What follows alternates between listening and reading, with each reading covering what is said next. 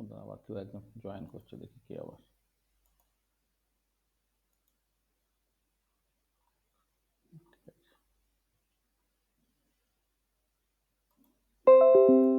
দেখো স্ক্রিন সব ঠিকঠাক করে দেখতে পাচ্ছ?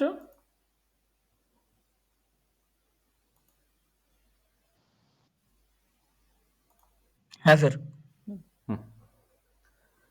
আচ্ছা, তাহলে আমরা আগের দিন যেটা আলোচনা করেছিলাম সেটা হচ্ছে, মানে আগের যে পরপর দুটো দিনে যদি আমি দেখি আর কি, একদিন হচ্ছে মলিকুল, তার যে বিভিন্ন এনার্জি লেভেল, তার যে কোয়ান্টাইজেশন, সেটা নিয়ে আলোচনা করা হয়েছে। সেকেন্ড দিনে লাইট নিয়ে আলোচনা করা হয়েছে, এবং তারপরে আমরা শেষিকাটা স্টার্ট করেছিলাম, সেটা হচ্ছে সেই লাইট ম্যাটার কেমন করে ইন্টারাক্ট করছে সেই জিনিসটাকে একটু বোঝার চেষ্টা করেছিলাম। ঠিক আছে? এবং এই যে ইন্টারাকশনটাকে যে বোঝা, সেই ইন্টারাকশনের মেকানিজমটা আর কি বিভিন্ন রকম করে দেখা যেতে পারে। একটা হচ্ছে ক্লাসিক্যালি, একটা সেমি ক্লাসিক্যালি, একটা কোয়ান্টাম মেকানিক্যালি, এরকম করে তোমাকে দেখতে হয় আর কি। ঠিক আছে? আচ্ছা, আমরা বিভিন্ন স্পেকট্রোস্কোপিতে মেকানিজমগুলো যে বিভিন্ন রকমের, তো আমরা পরপর পরপর করে যখন যেটা দরকার পড়বে তখন সেটাকে জাস্ট দেখে নেব। আচ্ছা, আজকে যে জিনিসটা নিয়ে আমরা আলোচনা করব সেটা হচ্ছে যে, মানে আমি যদিও বলেছিলাম যে মেকানিজমটা আমি এখানে পড়বো, কিন্তু সেমি ক্লাসিক্যাল এবং কোয়ান্টাম মেকানিক্যাল যে ইন্টারাকশনের যে মেকানিজমটা, সেটা তোমাদের পক্ষে একটুখানি কমপ্লিকেটেড হবে। কিন্তু আমরা ওই পড়তে পড়তে সেই জিনিসগুলো অটোমেটিক্যালি হয়ে যাবে। ওটা আমি একটা আলাদা হেডিং দিয়ে করছি না, কারণ রোটেশনাল স্পেকট্রোস্কোপিতে ইন্টারাকশন মেকানিজমটা আমাকে আলাদা করে বলতে হবে, ভাইব্রেশনাল স্পেকট্রোস্কোপি আলাদা করে বলতে হবে। হ্যাঁ, এগুলোতে প্রত্যেকটা স্পেকট্রোস্কোপির জন্য আলাদা আলাদা করে বলতে হবে আর কি। আমি সেই জায়গাগুলো যখন দরকার পড়বে সেই মতো করে বলবো। এমনিতে তুমি এটুকু বুঝে গেছো যে দু রকমের ট্রানজিশন হতে পারে, একটা electric dipole moment induce transition, আর একটা হচ্ছে magnetic dipole moment induce transition. Electric dipole moment induce ট্রানজিশনে যেটা হচ্ছে যে একটা মলিকুলের ইলেকট্রিক ডাইপোল মোমেন্ট, সেটা পার্মানেন্ট হতে পারে, সেটা ইনডিউসড হতে পারে, তার সঙ্গে লাইটের যে ইলেকট্রিক ফিল্ড তার ইন্টারাকশন হচ্ছে, যেটা তোমার rotational spectroscopy, vibrational spectroscopy, electronic spectroscopy, তাতে এই ধরনের সিচুয়েশনগুলো দেখতে পাওয়া যাবে। আবার উল্টো দিকে এনএমআর, ইএসআর, ইপিআর, সেখানে তুমি যেটা দেখবে সেখানে হচ্ছে যে মলিকুলের যে ম্যাগনেটিক ডাইপোল মোমেন্ট তার সঙ্গে লাইটের ম্যাগনেটিক ফিল্ড, তার ইন্টারাকশন হবে। ঠিক আছে? সেটা হচ্ছে magnetic dipole moment induce transition দেবে। সেইটা আবার যখন পড়ার দরকার পড়বে তাই মতো করে আমরা দেখে নিতে পারবো। ঠিক আছে? এইটা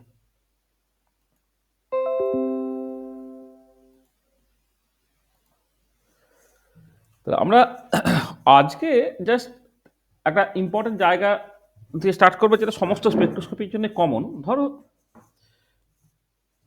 যখন আমরা একটা মানে মানে আচ্ছা, আমি এটা কি পড়তে চলেছি সেটা একটুখানি বলি। হোয়াট উই ওয়ান্ট টু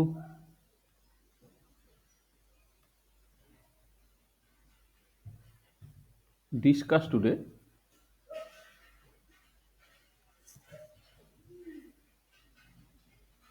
সেটা মূলত হচ্ছে যে তোমার general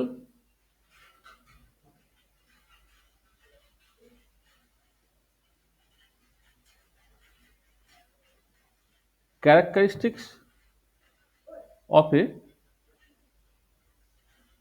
Spectra and it's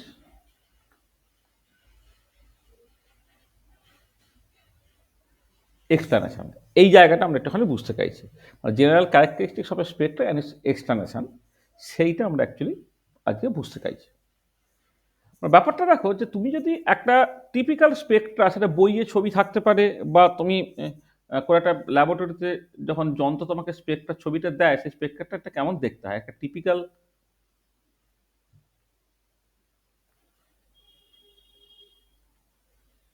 typical Spectra ধরো আমি এরকম করে দেখাচ্ছি তোমার।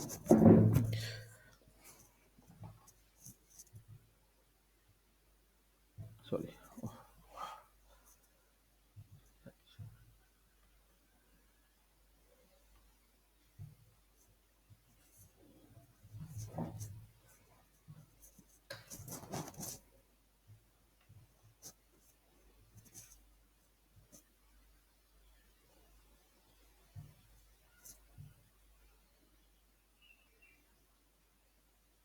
ধরো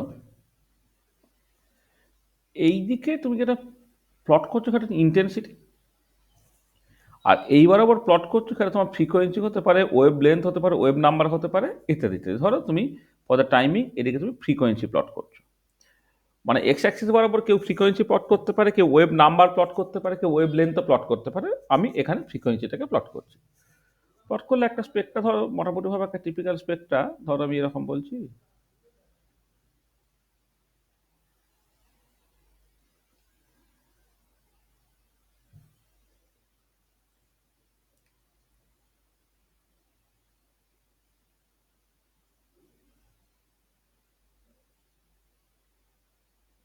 এই ইত্যাদি ইত্যাদি। ধরো একটা টিপিক্যাল স্পেকটা ধরো এরকম টাইপের দেখতে হয়েছে, মানে এরকমই হবে সেরকম না, আমি একটা মোটামুটিভাবে একটা তোমায় এঁকে দেখাচ্ছি।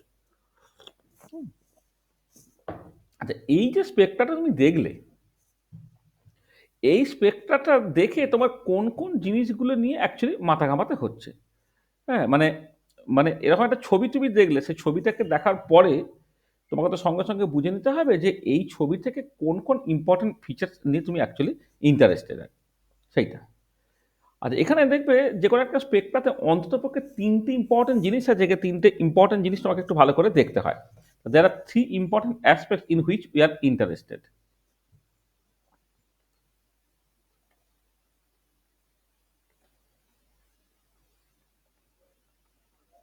There are three important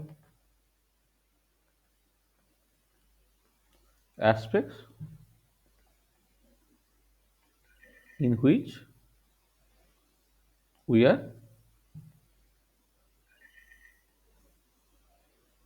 interested.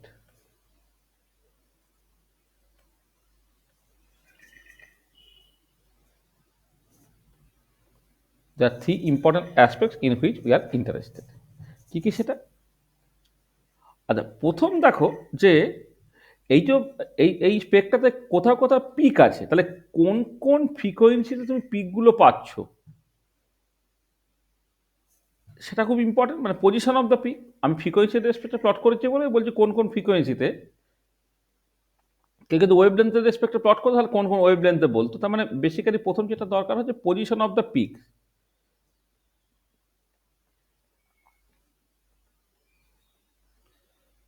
Position of the peaks, এটা হচ্ছে একটা ইম্পর্টেন্ট জায়গা, সেটাকে আমাকে দেখতে হবে।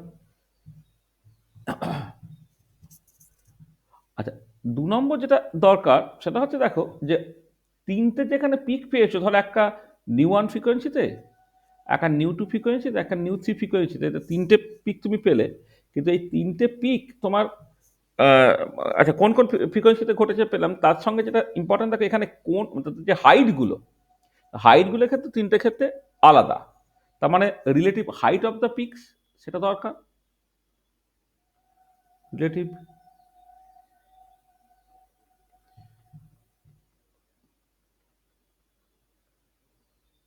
Height of the peaks. হ্যাঁ, দেখো এই প্রথমটা কম হাইট, মাঝেরটা হচ্ছে সবচেয়ে বেশি হাইট, তারপরে হাইটটা আবার কম। এই যে রিলেটিভ হাইট, এটা তোমার দরকার। এখানে অ্যাবসলিউট হাইট নয়, কিন্তু এগুলো সব হচ্ছে রিলেটিভ হাইট। কারণ ধরো অ্যাবসলিউট হাইট আগলে তুমি ইন্টেন্সিটিতে কোন ইউনিটে লিখছো তার উপরে নির্ভর করে সেটা তোমার খাতার মধ্যে ধরতেও পারে। আবার এত ছোট হয়ে গেলে যেটা তুমি প্রায় দেখতেই পাচ্ছ না, সেখানে সেটাকে দেখে জুম টুম করে, হ্যাঁ, বা কোনো একটা পার্টিকুলার কনস্ট্যান্ট ভ্যালু দিয়ে গুণ করে বা ভাগ করে, হ্যাঁ, তোমাকে রিলেটিভ হাইটে নিয়ে চলে যেতে হয়। রিলেটিভ হাইটটাই তোমার অ্যাকচুয়ালি লাগবে এটা। আর একটা একটা ভীষণ ইম্পর্টেন্ট পয়েন্ট সেটা হচ্ছে দেখো যে যে যখন তুমি উম, যে কোনো একটা পার্টিকুলার পিক দেখছো, সেটা কিন্তু একটা লাইন নয়, এর দেখো একটা পার্টিকুলার উইথ আছে। দেখো তুমি এই ধরো প্রথমটা যদি তুমি দেখো, দেখো একটা পার্টিকুলার উইথ আছে। এই যে এক্ষেত্রে এটা উইথ, এটা ধরো মাঝখানটা ধরলে এ ধরো একটা উইথ আছে, বা এখানে ধরো একটা তোমার উইথ আছে। যে উইথটা ধরো তুমি হয়তো উইথটাকে তুমি ডেল্টা নিউ বা ইত্যাদি দিয়ে তুমি লিখছো, ধরো ডেল্টা নিউ। তাহলে থার্ড যেটা ইম্পর্টেন্ট, যে উইথ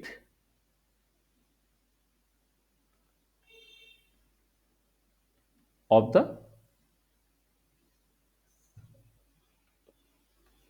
পিক্স না বলে width of the spectral line আর কি।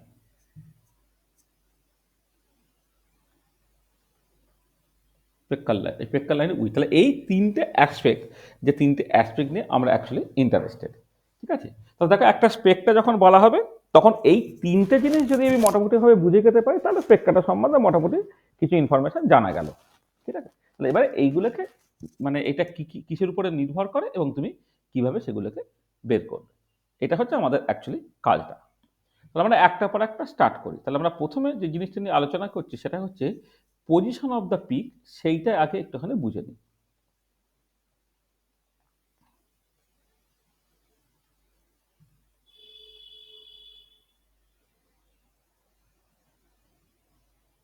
Position of the peaks,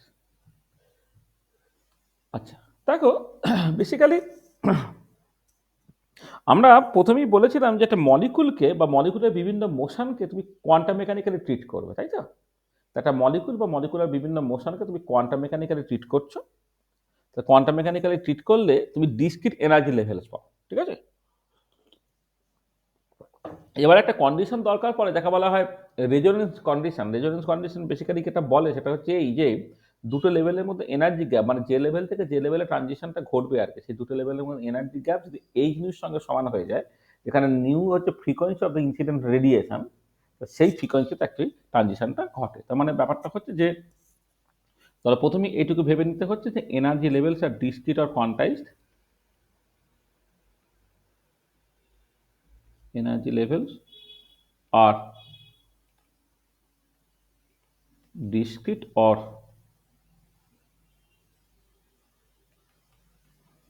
quantize, এটা এটা এটা আমরা ট্রিট করেছি আর কি, হ্যাঁ, এনার্জি লেভেলস আর ডিসক্রিট আর কোয়ান্টাইজ। তাহলে we have to measure the spacing between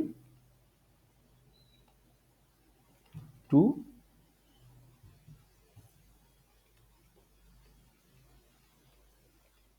energy levels. মানে ব্যাপারটা কীরকম, ধরো আমি দেখাই তোমাকে, ধরো তুমি একটা টিপিক্যাল সিচুয়েশনে এদিকে ধরো এনার্জি প্লট করছো,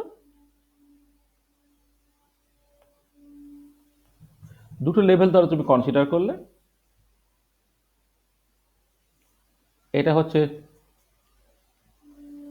এমএল স্টেটের করসপন্ডিং এনার্জি, এটা ধরে নাও তোমার এন স্টেটে করসপন্ডিং এনার্জি, এই এনার্জিটা ধরে নাও এপসাইলন এম, এর এনার্জি ধরে এপসাইলন এন, এদের মধ্যে একটা এনার্জি গ্যাপ তুমি ক্যালকুলেট করে নাও, সেটা হচ্ছে ডেল্টা এপসাইলন, যেটা basically epsilon n minus epsilon m. এটা হচ্ছে দুটো লেভেলের মধ্যে এনার্জি গ্যাপ হয়ে গেল, যেটা আমি লিখেছি আর কি। ডিসক্রিট এনার্জি লেভেলস আছে, উই হ্যাভ টু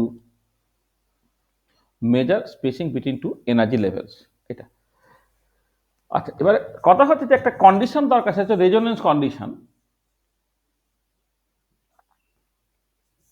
এই রেজোনেন্স কন্ডিশনের গল্পটা তুমি টাইম ডিপেন্ডেন্ট পারটারবেশন থিওরি যদি করতে তাহলে তুমি বুঝতে পারতে যে রেজোনেন্স কন্ডিশন কেন দরকার। রেজোনেন্স কন্ডিশন কি বলছে, আর রেজোনেন্স কন্ডিশন বলছে যে এমন যদি হয় যে ইফ ডেল্টা ইটা, যেটা basically epsilon n minus epsilon m, সেইটা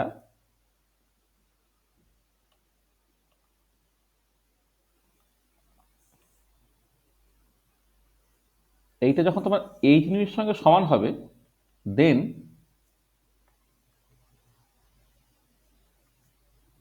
ট্রানজিশন টেক প্লেস। এবং ট্রানজিশন ফ্রিকোয়েন্সি কি হচ্ছে,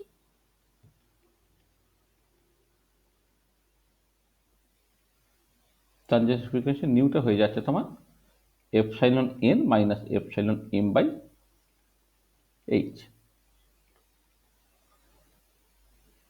তাহলে এটাই হচ্ছে তোমার পজিশন অফ দ্য পিক দেবে। তাহলে this gives the position of the pick.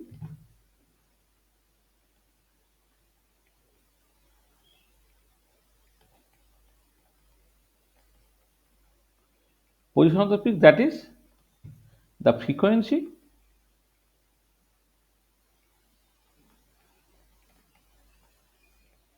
at which transition takes place. তাহলে কোন ফ্রিকোয়েন্সিতে ট্রানজিশনটা করছে, the frequency at which transition tax place. এটা তুমি দেখতে পাচ্ছ।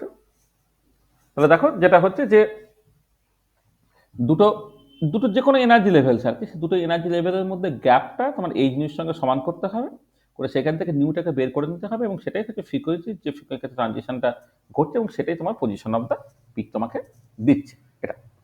আচ্ছা, এবারে আমরা যখন ওই ইলেকট্রোম্যাগনেটিক রেডিয়েশন স্পেকট্রাম নিয়ে কথাবার্তা বলেছিলাম, তখন কোন মোশন কনসিডার করছো তার মতো করে দুটো লেভেলের মধ্যে এনার্জি গ্যাপটা আলাদা। তার রোটেশনাল মোশন যদি তুমি কনসিডার করো, তার ক্ষেত্রে এনার্জি গ্যাপ আলাদা, ভাইব্রেশনের ক্ষেত্রে আলাদা, ইলেকট্রন মোশনের ক্ষেত্রে আলাদা, অ্যান্ড সো অন। এবং সেই রোটেশনাল লেভেলের মধ্যে এনার্জি গ্যাপ তাকে এইচ দিয়ে ভাগ করলে যে ফ্রিকোয়েন্সিটা পাবে সেটা হচ্ছে মাইক্রোওয়েভ রিজিয়নে পড়ে। ভাইব্রেশনাল এনার্জি লেভেলসের মধ্যে যে এনার্জি গ্যাপ তাকে এইচ দিয়ে ভাগ করলে যে ফ্রিকোয়েন্সিটা হবে সেটা আইআর রিজিয়নের মধ্যে পড়ে। ভ্যালেন্স ইলেকট্রনিক যে এনার্জি গ্যাপ তাকে তুমি যদি এইচ দিয়ে ভাগ করো তাহলে সেটাকে রিজিয়নের মধ্যে পড়ে, সেটা বেসিক্যালি ইউভি ভিজিবল রিজিয়ন। তাহলে বিভিন্ন রিজিয়নে অ্যাকচুয়ালি রিজিয়নে লাইট লাগবে এই ট্রানজিশনটা ঘটানোর জন্য, এবং তার মতো করে তুমি জাস্ট সিগন্যাল পাবে বা তুমি পজিশন অফ দ্য পিকটাকে পাচ্ছ। এইটা। আচ্ছা, এবারে দুটো সিচুয়েশন আছে। সেটা হচ্ছে যে যদি এরকম হতো যে ধরো তুমি এই নিচ থেকে উপরের দিকে যাচ্ছ, তাহলে তোমার হবে অ্যাবজর্পশন। মানে অ্যাবজর্পশন মানে হচ্ছে যদি এরকম সিচুয়েশন হতো, ধরো ধরো যদি এপসাইলন এন টা গ্রেটার দ্যান এপসাইলন এম হয় এইটা। আচ্ছা, এটা তো আলাদা করে বলা না, এটা তো অলরেডি তাই আছে। মানে এটা কথা হচ্ছে যে লাইট অ্যাবজর্ব করার পরে যদি কেউ লোয়ার এনার্জি লেভেল থেকে আপার এনার্জি লেভেলে হয় তখন অ্যাবজর্পশন হবে। তাহলে হোয়েন দ্য মলিকুলই লিখছি, when the molecule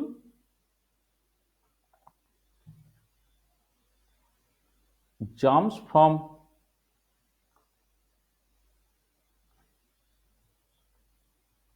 lower energy level to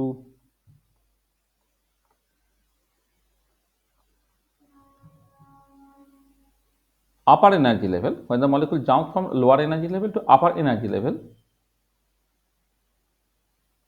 then it has to absorb electromagnetic radiation বা light.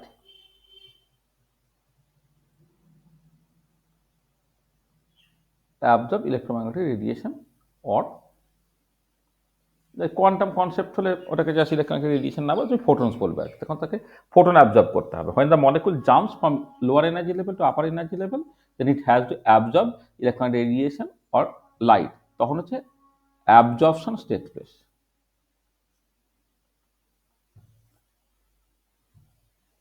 অ্যাবজর্ব না, absorption.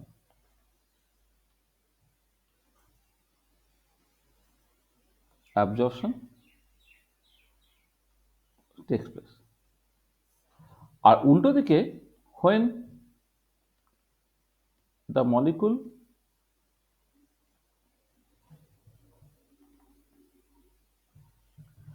jumps from higher energy level to lower energy level,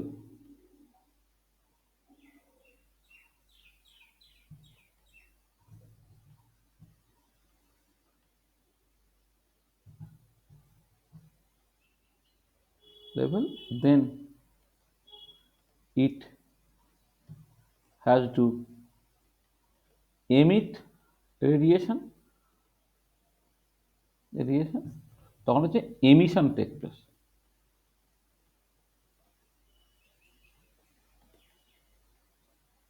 spectroscopy মূলত হচ্ছে অ্যাবজর্পশন স্পেকট্রোস্কোপি আর emission spectroscopy হয়।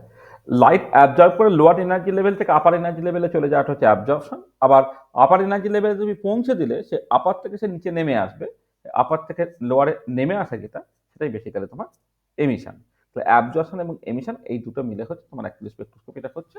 এখানে resonance কন্ডিশনটা, resonance কন্ডিশনটা যে origin, যেটা সেই অরিজিনটা কিন্তু বেসিক্যালি তোমার এর মধ্যে আছে। মানে ওই যখন ফেরমি গোল্ডেন রুল আমি আলোচনা করবো একটু পরে, টাইম ডিপেন্ডেন্ট ভাইব্রেশন থিওরি থেকে যেটা আছে, সেখান থেকে তোমার অ্যাকচুয়ালি রেজোনেন্স কন্ডিশনটা অ্যাচিভ করতে হয়। এইটা চলো, তাহলে বুঝতে পারলে যে কোন ফ্রিকোয়েন্সিতে ট্রানজিশনটা ঘটবে বা পজিশন অফ দ্য পিক সেটা অ্যাকচুয়ালি কি করে ডিটারমাইন করতে হচ্ছে। এটা। আচ্ছা, এবারে ধরো এই রেজোনেন্স কন্ডিশনটা স্যাটিসফাইড হয়েছে, রেজোনেন্স কন্ডিশনে স্যাটিসফাইড হয়েছে মানেই যে একটা লেভেল থেকে আরেকটা লেভেলে ট্রানজিশনটা ঘটে যাবে, এটা গ্যারেন্টেড নয়। মানে তুমি জাস্ট দুটো লেভেলের মধ্যে এনার্জি গ্যাপ তাকে এইচ দিয়ে ভাগ করলে যে ফ্রিকোয়েন্সি হলো, সেই ফ্রিকোয়েন্সি লাইট দিলে মানেই যে অ্যাকচুয়ালি অ্যাবজর্পশন বা এমিশনটা হবে, এটা কিন্তু নন নেসেসারিলি ট্রু। তাহলে কোন লেভেল থেকে কোন লেভেলে ট্রানজিশনটা হবে সেটা আরও বেশ কিছু কন্ডিশনের উপরে নির্ভর করে, সেটা আমরা পরপর করে আসবো। তো দেখো, তাহলে নেক্সট যে জিনিসটা আমার দরকার সেটা হচ্ছে রিলেটিভ ইন্টেন্সিটিটা। আচ্ছা, রিলেটিভ ইন্টেন্সিটিটা দেখো, বা relative height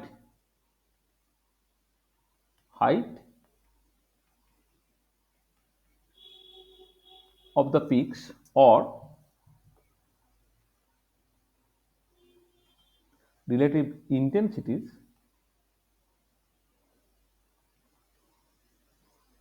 of the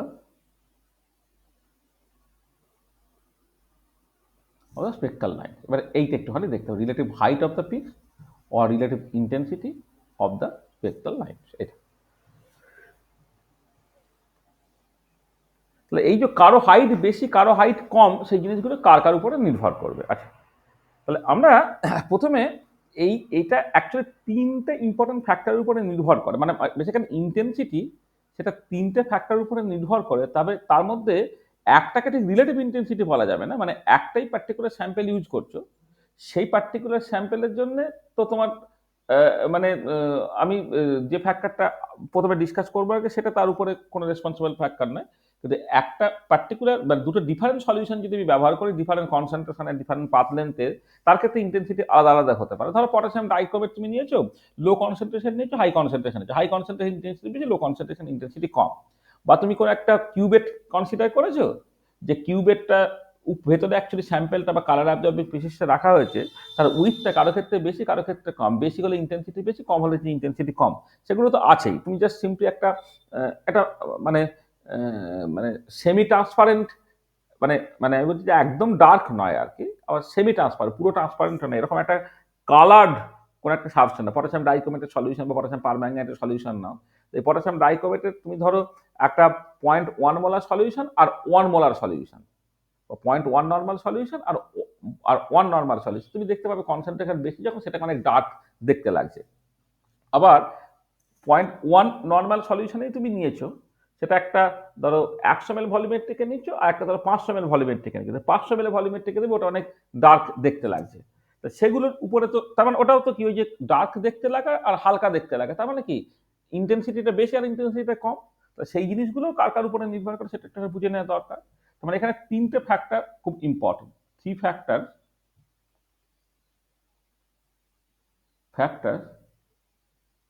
play the crucial role. এক নম্বর হচ্ছে তোমার concentration and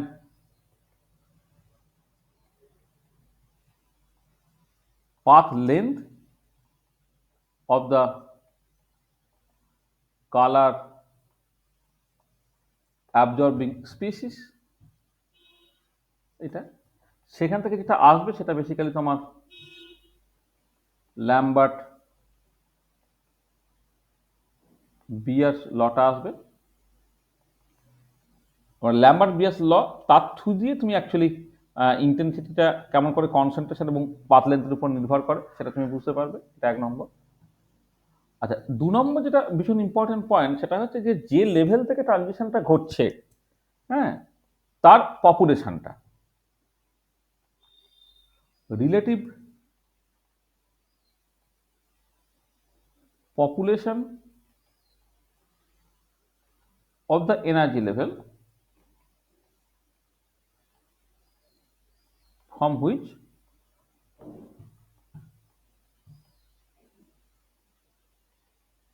transition take place। This is very very important, যে লেভেল থেকে ট্রানজিশনটা করছে তার রিলেটিভ পপুলেশন, মানে যত রিলেটিভ পপুলেশন বা যে লেভেল থেকে ট্রানজিশনটা করছে তার পপুলেশনটা যত বেশি হবে, ইন্টেন্সিটিটা তত বেশি হবে। এবং রিলেটিভ পপুলেশনটা নির্ভর করে কিসের উপরে? নির্ভর করে মোটামুটি ভাবে বোলজম্যান ডিস্ট্রিবিউশন ল, বোলম্যান ডিস্ট্রিবিউশন ল, সেখান থেকে তুমি রিলেটিভ পপুলেশনটাকে বুঝতে পারবে এটা। আর 3 নম্বর যেটা, সেটা হচ্ছে এই যে ধরো একই লেভেল থেকে ট্রানজিশনটা ঘটছে। ধরে নাও আইআর স্পেকট্রোস্কোপিতে ধরো ভি ইকুয়াল টু 0 থেকেই ট্রানজিশনটা ঘটছে, তাহলে একই জায়গা থেকে ট্রানজিশনটা ঘটছে। এবারে ট্রানজিশনটা ঘটে ভি ইকুয়াল টু 1 যেতে পারে, ভি ইকুয়াল টু 2 তেও যেতে পারে, ভি ইকুয়াল টু 3 তেও যেতে পারে, যদি আমার রেজোন্যান্স কন্ডিশনটা অ্যাচিভ করে। কিন্তু যেটা দেখবে সারপ্রাইজিংলি, সেটা হচ্ছে যে যদি সিম্পল হারমোনিক অসিলেটর মডেল নাও, তখন ভি ইকুয়াল টু 0 থেকে 1 যেতে পারছে, কিন্তু ভি ইকুয়াল টু 0 থেকে 2 তে যেতে পারছে না। ঠিক একই রকম রিজিওটার অ্যাপ্রক্সিমেশনে যখন রোটেশন স্পেকট্রোস্কোপি করবে, সেখানে একই রকম সিচুয়েশন। জে ইকুয়াল টু 0 থেকে 1 ট্রানজিশনটা ঘটতে পারছে, জে ইকুয়াল টু 0 থেকে 2 তে কিন্তু ট্রানজিশনটা করতে পারছে না। তার মানে যে কোথাও পাচ্ছে, কোথাও পারছে না। বা যখন অনেকগুলো পসিবিলিটি তুমি পেয়ে যাবে, তাহলে অ্যানহারমোনিক অসিলেটর মডেলে হয়তো ভি ইকুয়াল টু 0 থেকে 1 ট্রানজিশন করতে পারে, 0 থেকে 2 তেও ট্রানজিশন করতে পারে, কিন্তু 0 থেকে 1 এর করসপন্ডিং ইন্টেন্সিটি বেশি হচ্ছে, 0 থেকে 2 এর ইন্টেন্সিটি কম হচ্ছে। তাহলে একই স্যাম্পল ইউজ করেছি, একই পাথ লেন্থ, একই কনসেন্ট্রেশন ইউজ করছি, একই লেভেলটা থেকে ট্রানজিশনটাকে কনসিডার করছি, কিন্তু ভি ইকুয়াল টু 0 থেকে 1 ট্রানজিশন যখন ঘটছে, তখন করসপন্ডিং ইন্টেন্সিটিটা বেশি হচ্ছে, আর 0 থেকে 2 হলে ইন্টেন্সিটি কম হচ্ছে। সেটা কিসের উপরে নির্ভর করবে? তার মানে সেটাই হচ্ছে তোমার এই রিলেটিভ পপুলেশন, সরি, হচ্ছে relative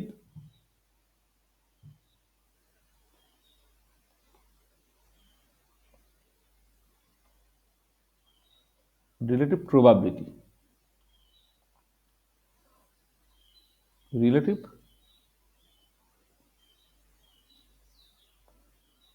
probability of transition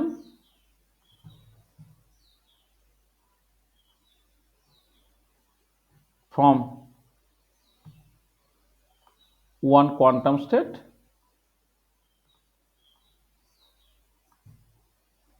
to another, one quantum state to another। ঠিক আছে, এইটা।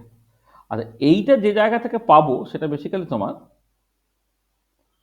ফেরমি গোল্ডেন রুল। এই ফেরমি গোল্ডেন রুল তোমাকে অ্যাকচুয়ালি হেল্প করবে যে ওই রিলেটিভ প্রবাবিলিটি অফ ট্রানজিশন বা রিলেটিভ ট্রানজিশন প্রবাবিলিটি বা রেট অফ ট্রানজিশন প্রবাবিলিটি, হ্যাঁ, সেইটা সেইটা আমাকে জাস্ট তারপরে দেখতে হবে যে মানে একটা লেভেল থেকেই আমি ট্রানজিশনটাকে ঘটাচ্ছি, কিন্তু বিভিন্ন লেভেলে গিয়ে পৌঁছাচ্ছি, কিন্তু একটা জায়গায় যাওয়া দেখবে সহজ, আর একটা জায়গায় যাওয়া কঠিন, তার উপরেও কিন্তু ইন্টেন্সিটিটা নির্ভর করে। তার মানে এই 3টে ফ্যাক্টর আছে যার উপরে অ্যাকচুয়ালি তোমার ইন্টেন্সিটিটা নির্ভর করবে। তার relative height of the peak or relative intensity of the spectral line, সেটাই 3টে জিনিসের উপর তোমার নির্ভর করছে। এটা আচ্ছা, এবারে এর এই প্রত্যেকটা জিনিস আমাকে একটু খুব ভালো করে বোঝার দরকার আছে। ঠিক আছে, এইটা। আচ্ছা, তাহলে এবারে এইখানে আমি প্রত্যেকটা জিনিস একটুখানি ভালো করে বোঝার চেষ্টা করি। তাহলে প্রথম যে জিনিসটা আমি অ্যাকচুয়ালি বোঝার চেষ্টা করবো, সেটা হচ্ছে এই ল্যাম্বার্ট বিয়াস লটা। এইটা একটুখানি প্রথমে একটুখানি দেখে নিতে হবে।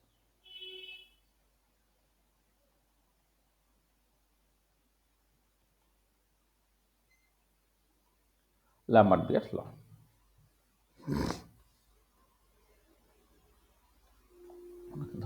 ধরো তুমি একটা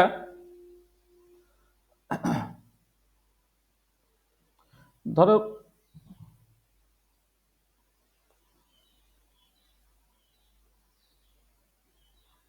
একটা টিউব ধরছো,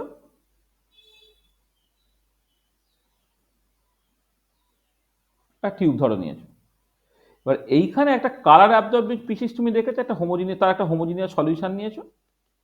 ঠিক আছে, যার কনসেন্ট্রেশনটা ধরে নাও তোমার সি, আর এই লেন্থ ধরে নাও তোমার এল।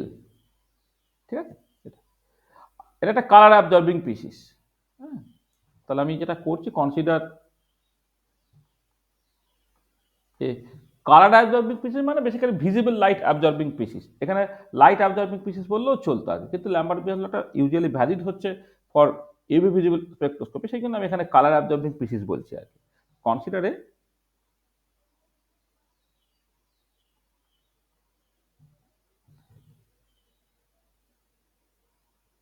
Colour absorbing পিসিস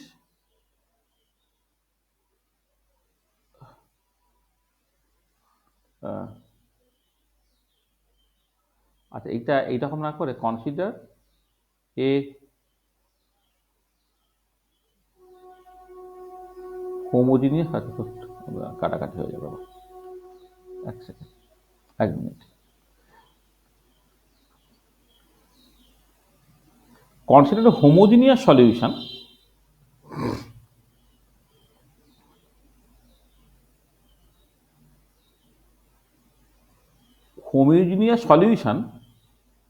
of a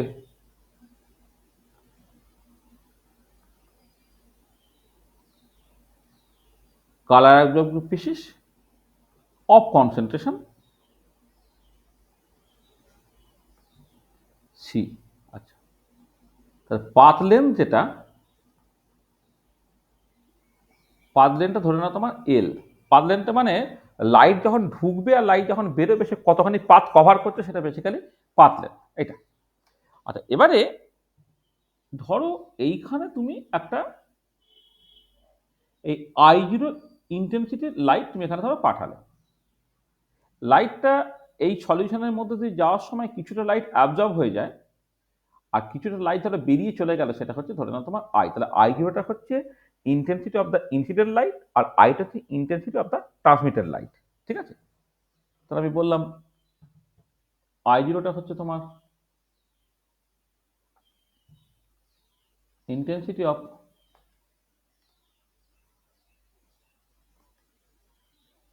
incident light আর আইটা হচ্ছে তোমার ইন্টেন্সিটি অফ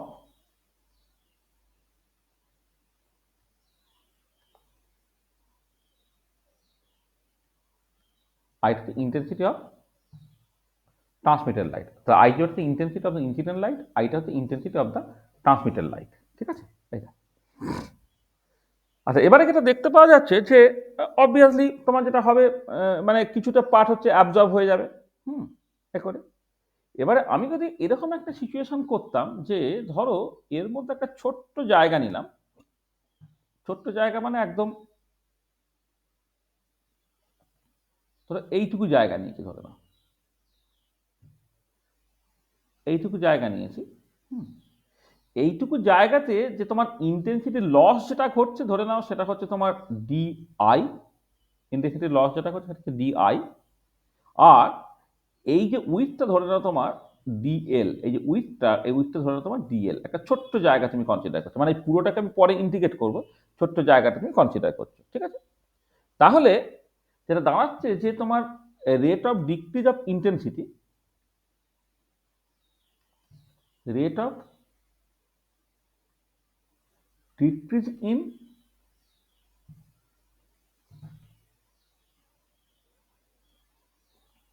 রিলেটিভ ইন্টেন্সিটি, সেটাকে আমি জাস্ট লিখছি মাইনাস DI/I। মানে ইন্টেন্সিটি যদি I হয়, হ্যাঁ, আর যতখানি ইন্টেন্সিটি ডিক্রিজ করলো মানে কিছুটা লাইট অ্যাবজর্ব করে নিলে কি হবে, ইন্টেন্সিটি গ্র্যাজুয়ালি কমবে। তো তাহলে একটা ছোট্ট উইথ কনসিডার করেছি, একদম differential amount of with consider করেছি, যেটা বেসিক্যালি DL, মানে এই যে এটা এইটুকু জায়গা DL তুমি কনসিডার করেছো। সেখানে ইন্টেন্সিটি লস যদি তোমার DI হয় তাহলে মাইনাস DI/Iটা হচ্ছে লস অফ, মানে rate of decrease in relative intensity বা rate of loss of relative intensity. এইটা, এই যে জিনিসটা দেখা যাচ্ছে যে এই যে জিনিসটা এটা অ্যাকচুয়ালি প্রথম কথা হচ্ছে প্রপোর্শনাল টু DL। এইটা এই পাথ লেন্থের সঙ্গে ডিরেক্টলি প্রপোর্শনাল হচ্ছে, সেটা একটা পার্ট। এটা এইটাকে বলা হবে তোমার ল্যাম্বার্টস ল। আচ্ছা, এখানে একটা জিনিস বলে নিই, এই যে ল্যাম্বার্টস লটা যে শুধুমাত্র homogeneous solution of colour absorbing species তার জন্য ভ্যালিড সেরকম না। যদি একটা পিওর কালার অ্যাবজর্বিং স্পিসিস থাকে, কোনো হোমোজিনিয়াস না, কোনো সলিউশন না, মানে একটা পিওর স্যাম্পেল তুমি নিতে, যে স্যাম্পেলটা ইটসেলফ হচ্ছে কালার, তার জন্য কিন্তু এটা ভ্যালিড। সেটা সলিড হতে পারে, সেটা লিকুইড হতে পারে, তার জন্য ভ্যালিড। আর সলিউশনের জন্য ভ্যালিড দ্য বডি। তাহলে Lambert's law, this is valid for a pure colour absorbing species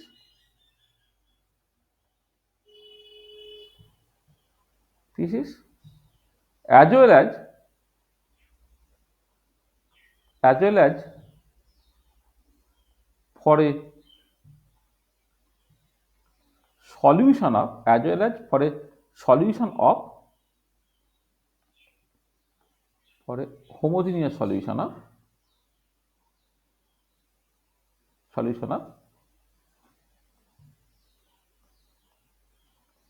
color absorbing species। মানে ধরো তুমি একটা অর্গানিক স্যাম্পেল নিয়ে কিছু স্যাম্পেলটা ইটসেলফ কালার, হ্যাঁ, তার কোনো মানে মানে মানে একটা লিকুইড স্যাম্পেল তুমি ধরো কনসিডার করছো, এটা ইটসেলফ হচ্ছে কালার্ড আর কি। তো তার ক্ষেত্রে নাম্বারটা ভ্যালিড হবে। আবার ধরো পটাশিয়াম ডাইক্রোমেট, পটাশিয়াম পারম্যাঙ্গানেট, এগুলো তো সব সলিড, তার তুমি একটা হোমোজিনিয়াস অ্যাকোয়াস সলিউশন বানিয়ে নিয়েছো, তার জন্য এটা ভ্যালিড।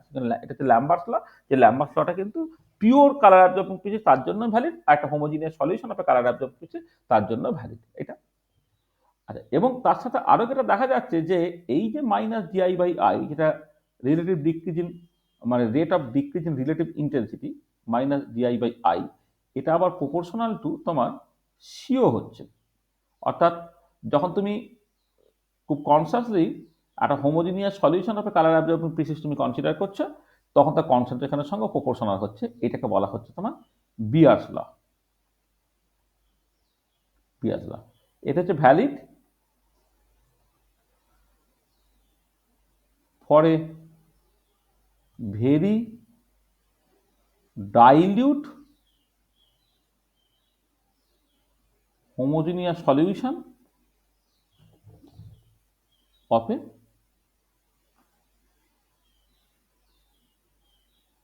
Colour absorbing species. এক্ষেত্রে কিন্তু তোমার এটা কিন্তু একটা pure substance, pure colour absorbing species তুমি কনসিডার করো, তার কনসেন্ট্রেশন এতটা হাই হয়েছে যেখানে বিয়াসটা ভ্যালিড থাকবে না।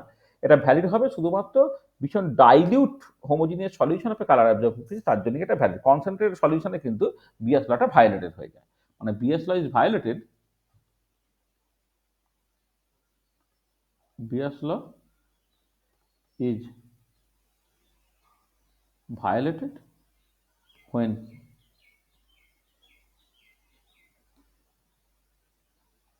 concentration is high। একটা বিয়াস ল লিমিটেশনের মধ্যেও পড়ছে আর কি এটা। তাহলে দেখো, তাহলে ল্যাম্বার্টস লটা একটা জেনারেল ল, যেটা কিন্তু সবার জন্য ভ্যালিড, মানে একটা সলিউশনের জন্য ভ্যালিড, একটা পিওর সাবস্টেন্সের জন্য ভ্যালিড। কিন্তু বিয়াস ল মানেই হচ্ছে ওটা actually homogeneous dilute solution of A dilute homogeneous solution of A colour absorbing species, তার জন্য ভ্যালিড।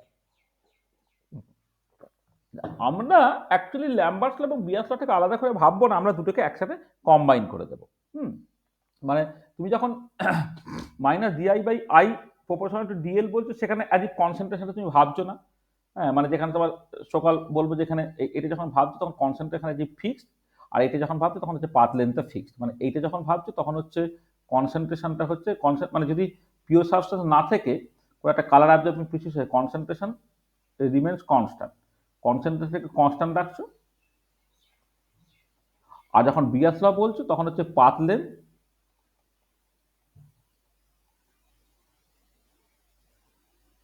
রিমেন্স কনস্ট্যান্ট বলছো। আচ্ছা, এবার যখন কনসেন্ট্রেশন এবং পাথ লেন্থ দুটোই ভ্যারি করছে, ওয়েল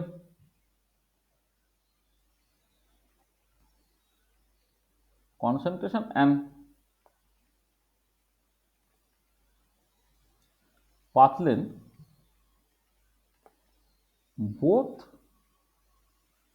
vary, then তুমি লিখতে পারো কি মাইনাস ডিআই বাই আই, এটা actually proportional to c into dl হলো এটা। অর তুমি লিখতে পারলে মাইনাস ডিআই বাই আইটা ধরেন এটা প্রপোর্শনাল টু কনস্ট্যান্ট, ধরেন কে সি ইন্টু ডিএল হলো এইটা। তাহলে এইটা হচ্ছে তোমার ডিফারেন্সিয়াল ফর্ম অফ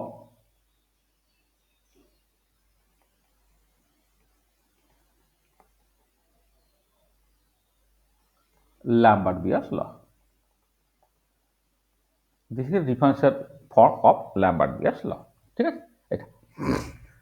আচ্ছা, এবারে এই ফর্মটার লোকে একটুখানি কম পপুলার, লোকে ইন্ডিকেটেড ফর্মটা নিয়ে অ্যাকচুয়ালি মাথা ঘামায়। দেখো, আমি জিনিসটাকে এইরকম ভাবে লিখতে পারি মাইনাস ডিআই বাই আই,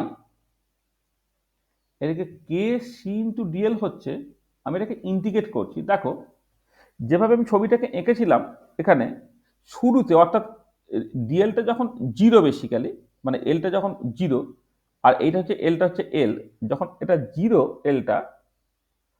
এলটা যখন জিরো, তখন কিন্তু ইন্টেন্সিটিটা আই জিরো। আর যখন এলটা অ্যাকচুয়ালি এল হয়ে গেল, পুরো পাথ লেন্থটা কভার করে গেল, তখন ইন্টেন্সিটি তোমার আই হয়ে যাচ্ছে। তাহলে এখানে দাঁড়াচ্ছে কত, এটা করলে এটা দাঁড়াচ্ছে তোমার minus l N I by I zero, কারণ এটা ডিআই বাই আই করলে এল এন আই হবে, তাহলে minus l N I by I zero, এটা হয়ে যাচ্ছে কে সি ইন্টু এল হয়ে গেল। তাহলে এইখান থেকে দুটো জিনিস দরকার, একটা হচ্ছে তোমার আমি একটা আইটা ইকুয়াল টু লিখে দিতে পারি আই জিরো, মানে মাইনাসটা এদিকে পাঠিয়ে দিলে তাহলে আইটা হচ্ছে I zero e to the power minus k c l, এইরকম একটা এক্সপ্রেশন লিখে রাখলাম। আর এইখান থেকে আর একটা তুমি করো, সেটা হচ্ছে যে তুমি এটাকে log 10 base I zero by I যদি করে দাও, দেখো মাইনাসটাকে ভেতরে ঢুকিয়ে দিলে হচ্ছে L N I zero by I হবে, আর এটাকে লগ করে নাও তাহলে সেটা কত হবে, কে বাই 2.303 হবে, সি হবে আর এল হবে। আচ্ছা এইটাকে তুমি নাম দাও এপসাইলন বলে, এপসাইলন সিএল হলো, আর এইটাকে নাম দাও এ বলে, তার মানে এটা হয়ে গেল A equal to epsilon CL. এইটা হচ্ছে তোমার most popular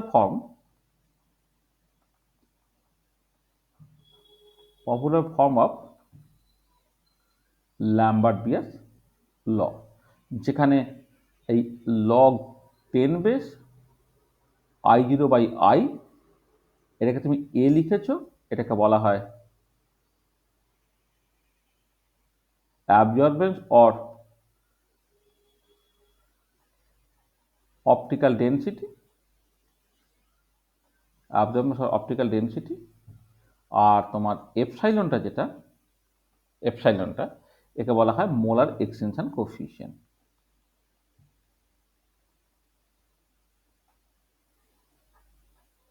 molar extension coefficient, molar অ্যাবজর্বিভিটিও বলা হয়, অ্যাবজর্বিভিটি টার্মটা এখন বেশি ব্যবহার করা হয় না, মোলার এক্সটেনশন কোএফিসিয়েন্ট। তাহলে absorbance equal to molar extension coefficient into concentration, এটা হচ্ছে most popular form of the Lambert Beer's law. আমি এই জায়গাটা এইটা নিয়ে খুব ডিটেল আলোচনা করব। আচ্ছা এবারে তুমি এইখানে এইটাকে জাস্ট গ্রাফিক্যালি, আচ্ছা পরেই গ্রাফিক্যালি বলছি, এটা দেখো আমি যদি এই ছবিগুলোকে গ্রাফিক্যালি দেখাই তাহলে প্রথমে এইটাকে দেখিয়ে নিই, সেটা হচ্ছে কি যদি ইন্টেন্সিটি ভার্সেস কনসেন্ট্রেশন প্লট করা হয়, সেই ছবিগুলোকে দেখে মানে অনেক রকমের ছবি তুমি আঁকতে পারবে। আই ভার্সেস ধরো সি প্লট করছো, এলটাকে ফিক্স রেখে, মানে পাথ লেনটাকে ফিক্স রেখে তুমি কনসেন্ট্রেশনের রেসপেক্টে প্লট করলে কি হবে, এটা দেখো এরকম করে এক্সপোনেনশিয়ালি তোমার ডিকে করবে, কারণ শুরুতে ইন্টেন্সিটি ছিল আই জিরো, তারপর সেটা এক্সপোনেনশিয়ালি ডিকে করছে। আচ্ছা কেউ যদি ওটাকে কনসেন্ট্রেশনটা ফিক্স রেখে পার লেন্থের রেসপেক্টে প্লট করে, এল, এদিকে তোমার ইন্টেন্সিটিটা কনসেন্ট্রেশনটাকে ফিক্স করে দাও, সেটা তোমার একই রকমের দেখতে হবে ছবিটা, কারণ আই জিরো দিয়ে স্টার্ট হলো, কনসেন্ট্রেশন পার লেন্থ যদি বাড়া হয় সেটা এক্সপোনেনশিয়ালি ডিকে করবে। মানে বেসিক্যালি আমি এই যে ইকুয়েশনটা গ্রাফিক্যালি যখন রিপ্রেজেন্ট করছি তখন এইরকমভাবে জিনিসটাকে আমি লিখতে পারছি এটা।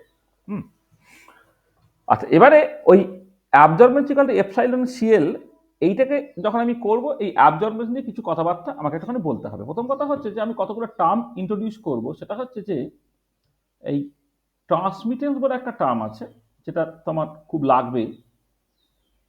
ট্রান্সমিটেন্সটাকে ধরো টি দিয়ে এক্সপ্রেস করছি, ট্রান্সমিটেন্সটা হচ্ছে আই বাই আই জিরো, অর্থাৎ তোমার ট্রান্সমিটেড লাইটের ইন্টেন্সিটি এবং ইনসিডেন্ট লাইটের ইন্টেন্সিটি যে রেশিওটা, সেটাই বেসিক্যালি হচ্ছে তোমার ট্রান্সমিটেন্স। তাই এটা বেসিক্যালি হচ্ছে তোমার ratio of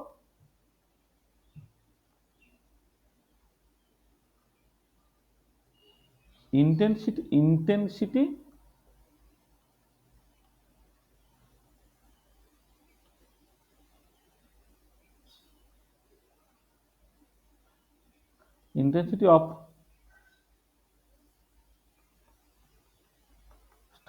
transmitted light to the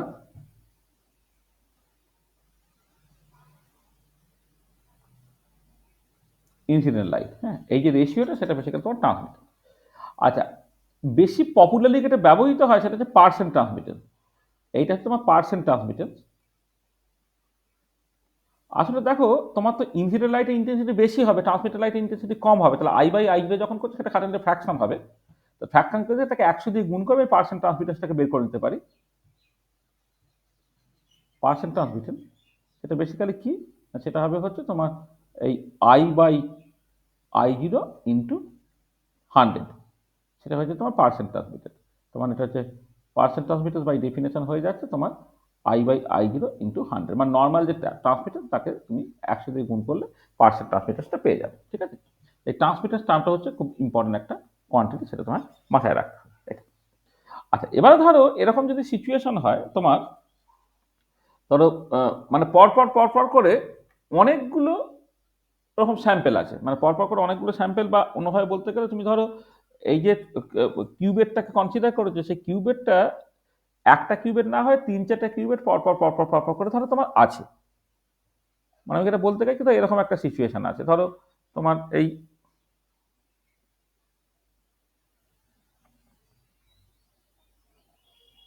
ধরো এইখানে লাইটটা যখন ঢুকলো, ধরে না তার ইন্টেন্সিটি ধরো I0, একটা সার্টেন জায়গার পর যখন বেরোচ্ছে সে বেসিক্যালি I1 নিয়ে বেরোচ্ছে, করেই গেল, করে এইখানে এলো, করে এইখান থেকে যখন বেরোচ্ছে সে বেসিক্যালি I2 নিয়ে বেরোচ্ছে, আবার গেল, করে এইখান থেকে যখন বেরোচ্ছে ধরো I3 নিয়ে বেরোচ্ছে, এরকম যদি হয়, ঠিক আছে, করে একদম ফাইনালি এইভাবে যেতে যেতে যেতে যেতে ফাইনালি ধরো সে এই আই ইন্টেন্সিটি নিয়ে ধরো তোমার বেরোচ্ছে। এটা তাহলে যে প্রথম যে পার্টটা তার যদি ট্রান্সমিটার T1 বলো, তাহলে ক্লিয়ারলি এক্ষেত্রে T1টা কি লিখবে তুমি, I1/I0। T2টাকে লিখবে কি করে না, এই পরের যে স্যাম্পেলটা তার জন্য ইনসিডেন্ট লাইটের ইন্টেন্সিটি I1, ট্রান্সমিটার লাইটের ইন্টেন্সিটি হচ্ছে তোমার I2, তাহলে তখন ট্রান্সমিটারটা হয়ে যাবে কত, I2/I1। তারপরে তোমার ধরো তারপরেরটা সরি আই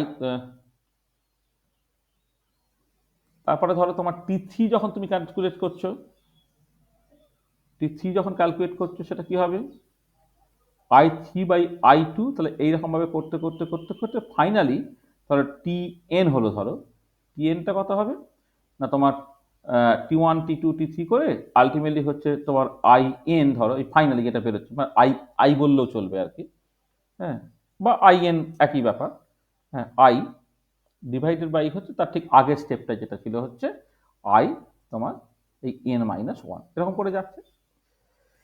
আচ্ছা, এবারে দেখো তুমি যদি এইগুলোকে সব গুণ করে দাও, ধরো T1 into T2 into T3 into dot dot dot dot করে যদি তুমি TN পর্যন্ত করে দাও, সেটা কি হবে, দেখো T1টা হচ্ছে I1/I0 into I2/I1 into I3/I2 into dot dot dot dot করে আলটিমেটলি এটা দাঁড়াচ্ছে I/IN-1। দেখো কেটে কুটে গিয়ে যেটা দাঁড়াবে সেই I/I0 দাঁড়িয়ে যাবে, অর্থাৎ এটা তোমার T হয়ে যাবে। তার মানে এটা দাঁড়াচ্ছে যে যে যদি তোমার একাধিক ওরকম কালার অ্যাবজর্বিং মানে ওরকম স্যাম্পেল সিরিজ থাকে আর কি, টোটাল ট্রান্সমিটেন্স হচ্ছে ইন্ডিভিজুয়াল যে ট্রান্সমিটেন্সগুলো তাদের প্রোডাক্ট হয়ে যাবে। তার মানে এটা দাঁড়াচ্ছে যে টিটাকে তুমি লিখতে পারছো যে π/I ইন্টু TI, অর্থাৎ transmittance is multiplicatively separable.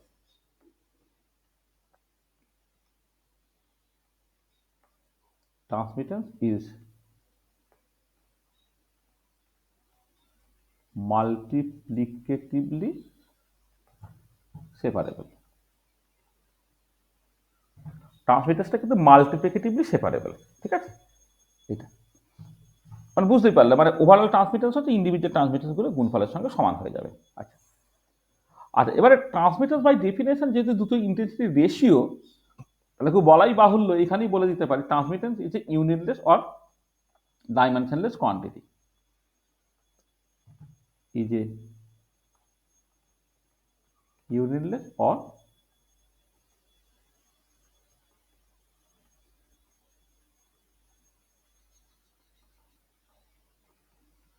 Transmittance is a unitless or dimensionless quantity. ঠিক আছে, এটা তুমি একটু মাথায় রাখো, হলো।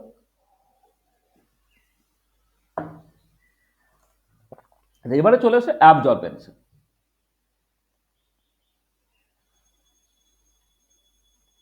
এ দিয়ে এক্সপ্রেস করা হয়েছে। তাহলে অ্যাবজর্বেন্স বাই ডেফিনেশনটা কি, অ্যাবজর্বেন্স হচ্ছে by definition log 10 base I0/I, এই তো, যেখানে I0 and I or the intensity of incident light and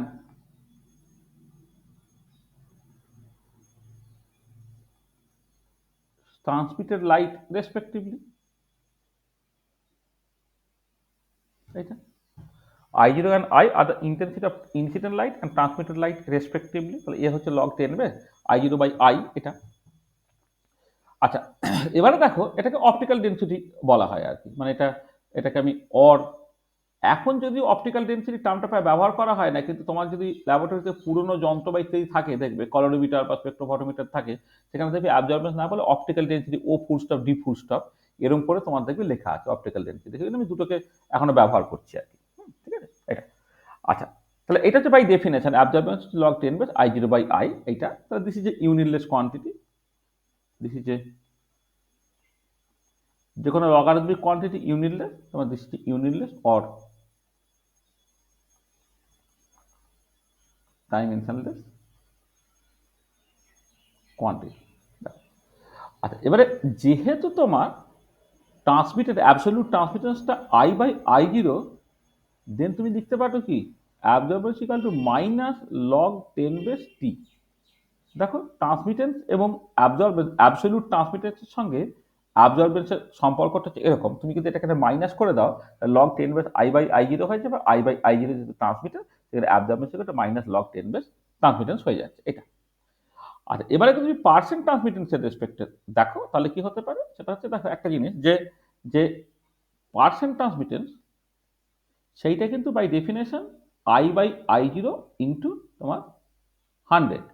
তো সেইখান থেকে তুমি এক কাজ করো, I0 বাই আইটা লাগবে যেহেতু, তাহলে I0 বাই আই যদি বের করে না, সেটা কত হবে 100 বাই পার্সেন্ট ট্রান্সমিটেন্স হবে এটা এখান থেকে। এখানে বসিয়ে দিলে তাহলে দেন অ্যাবজর্বেন্সটাকে তুমি বসাবে কিভাবে, লগ 10 বেস I0 বাই আইটার জায়গায় 100 ডিভাইডেড বাই পার্সেন্ট ট্রান্সমিটেন্স তুমি বসিয়ে দিলে এটা। তা দেখো এখানে লগ 10 বেস 100 মানে 2 হয়ে গেল, মাইনাস লগ 10 বেস পার্সেন্ট ট্রান্সমিটেন্স হয়ে গেল। তার মানে অ্যাবজর্বেন্সটাকে তুমি যদি আসলে তোমার কাছে যে যন্ত্রটা থাকবে দেখবে, সেই যন্ত্রে না তোমার সরাসরি পার্সেন্ট ট্রান্সমিটেন্স মেপে দেয়, অ্যাবসলিউট ট্রান্সমিটেন্স মাপে না, পার্সেন্ট ট্রান্সমিটেন্স মেপে দেয়। পার্সেন্ট ট্রান্সমিটেন্স যদি মেপে যায়, তাহলে 2 মাইনাস লগ টি করে, মানে লগ পার্সেন্ট ট্রান্সমিটেন্স করে সেখান থেকে অ্যাবজর্বেন্সটাকে বের করে নিতে পারবে। তাহলে অ্যাবসলিউট ট্রান্সমিটেন্স যদি হয়, তাহলে এই equal to minus log 10 base T করে ফেলতে পারছো। আর যদি তোমার ট্রান্সমিটেন্স পার্সেন্ট ট্রান্সমিটেন্স থাকে 50, 60, 70, 30, 32 এসব থাকে, যে মানে ট্রান্সমিটেন্স যদি 0.3 হয়, তাহলে পার্সেন্ট ট্রান্সমিটেন্স হচ্ছে 30, বা ট্রান্সমিটেন্স যদি তোমার 0.8 হয়, তাহলে পার্সেন্ট ট্রান্সমিটেন্স হচ্ছে তোমার 80। তাহলে এই যদি পরের এক্সপ্রেশনটা দেখো, এই ইকুয়াল টু 2 মাইনাস লগ টি যখন লিখছো, এখানে টিটা কিন্তু পার্সেন্ট আসবে, সেটা তুমি মাথায় রাখবে এটা। আচ্ছা, এবার ঠিক একই রকম করে তুমি যেটা পাবে যে যেহেতু তোমার অ্যাবজর্বেন্সটা তুমি বলছো মাইনাস লগ 10 বেস ইন্টু ট্রান্সমিটেন্স, এবারে যদি তোমার একটা স্যাম্পেলে মানে মানে অনেকগুলো সিরিজ অফ স্যাম্পেলস থাকে, তাহলে ওভারঅল ট্রান্সমিটার তুমি লিখতে পারো T1 into T2 into T3 into এইরকম করে TN, এইরকমভাবে তুমি লিখতে পারছো। তাহলে এটাকে তুমি লিখতে পারছো দেখো minus log 10 base T1 plus minus log 10 base T2 plus minus log 10 base T3 plus dot dot dot করে plus minus log 10 base Tn, এরকম হলো। তাহলে এটা হয়ে যাবে কত, A1 plus A2 plus A3 plus dot dot dot করে plus AN, এরকম তোমার দেখতে হয়। তার মানে এটা দাঁড়াচ্ছে যে অ্যাবজর্বেন্স তুমি লিখতে পারছো সামেশন ওভার I AI, অর্থাৎ অ্যাবজর্বেন্স কিন্তু অ্যাডিটিভলি সেপারেবল কোয়ান্টিটি বা এক্সটেন্সিভ প্রপার্টি। তাহলে absorbance is additively separable and hence it is an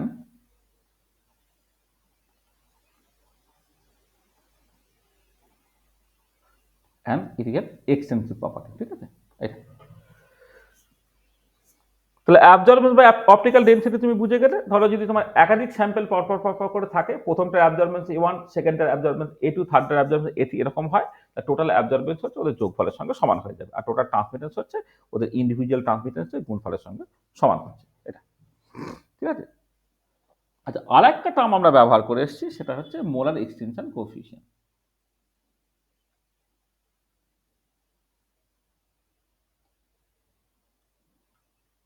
extension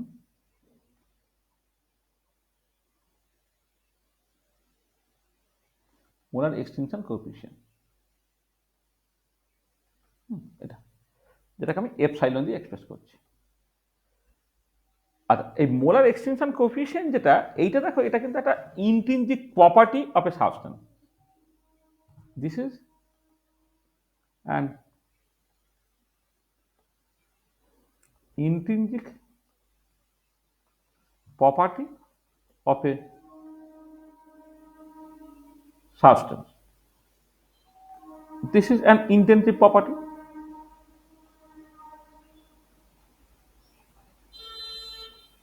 Intrinsic property. দেখো, তুমি যদি ল্যাম্বার্ট-বিয়ার ল থেকে দেখো যে ফ্রম ল্যাম্বার্ট-বিয়ার ল, এপসাইলনটা কি লিখতে পারছো? অ্যাবজর্বেশন বাই সিএল এরকম ভাবে লিখতে পারছো। তার মানে যদি কনসেন্ট্রেশনটা ইউনিট হয়, পাথ লেন্থ ইউনিট হয়, তাহলে যেটা অ্যাবজর্বেন্স সেটাই হচ্ছে মোলার এক্সটেনশন কোএফিসিয়েন্ট। তার মানে molar extension coefficient can be defined as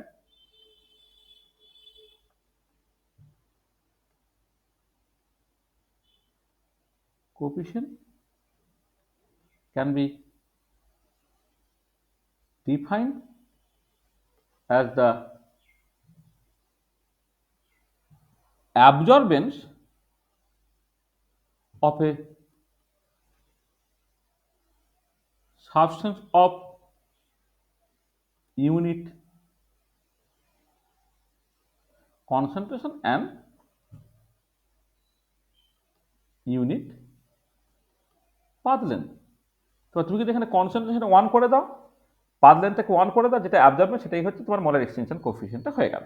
আচ্ছা, এবার তার যদি ইউনিটটাকে দেখো, যদি ধরো if concentration is expressed in mole per liter and path length is expressed in centimeter, then unit of epsilonটা কি হবে না 1 by mole per litre into centimetre. দেখো এখানে তুমি কনসেন্ট্রেশনটা হচ্ছে মোল পার লিটারে লিখছো, ওখানে অ্যাবজর্বেন্সটা ইউনিটলেস কোয়ান্টিটি, কনসেন্ট্রেশন মোল পার লিটারে লিখছো, আর এইটা সেন্টিমিটারটা তুমি এখানে লিখছো, বা তুমি এটাকে লিখতে পারো just mole to the power -1 litre centimetre to the power -1। এইটা হচ্ছে তোমার মোলার এক্সটেনশন কোএফিসিয়েন্ট, তোমার ইউনিট হয়ে যাচ্ছে এটা। ঠিক আছে, এই ইউনিটটা খুব ইম্পর্টেন্ট এবং এটা একটা ইন্টেনসিভ প্রপার্টি কিন্তু। হ্যাঁ, মানে ইন্টেনসিভ প্রপার্টি মানে ধরো পটাশিয়াম ডাইক্রোমেট, তার মোলার এক্সটেনশন কোএফিসিয়েন্ট একটা পার্টিকুলার ভ্যালু আছে। তুমি যদি পটাশিয়াম ডাইক্রোমেটের একটা সলিউশনে কনসেন্ট্রেশন বাড়ালে বা কমালে, বা কোনো একটা স্যাম্পলকে তুমি দুটো ভাগে ভাগ করলে, তাহলে কিন্তু তোমার মোলার এক্সটেনশন কোএফিসিয়েন্টটা কিন্তু পটাশিয়াম ডাইক্রোমেটে বা পটাশিয়াম পারম্যাঙ্গনেট তাদের কিন্তু কোনো চেঞ্জ হবে না। কিন্তু মোলার এক্সটেনশন কোএফিসিয়েন্ট কিন্তু কোনো একটা সাবস্টেন্সের একটা ইন্ট্রিনসিক প্রপার্টি, এটা একটা ইন্টেনসিভ প্রপার্টি। ঠিক আছে। আচ্ছা, এবারে তুমি যদি দেখো, মানে খুব ইম্পর্টেন্ট যে মোলার এক্সটেনশন কোএফিসিয়েন্ট তিনটে জিনিসের উপর নির্ভর করে। তাহলে মোলার এক্সটেনশন কোএফিসিয়েন্ট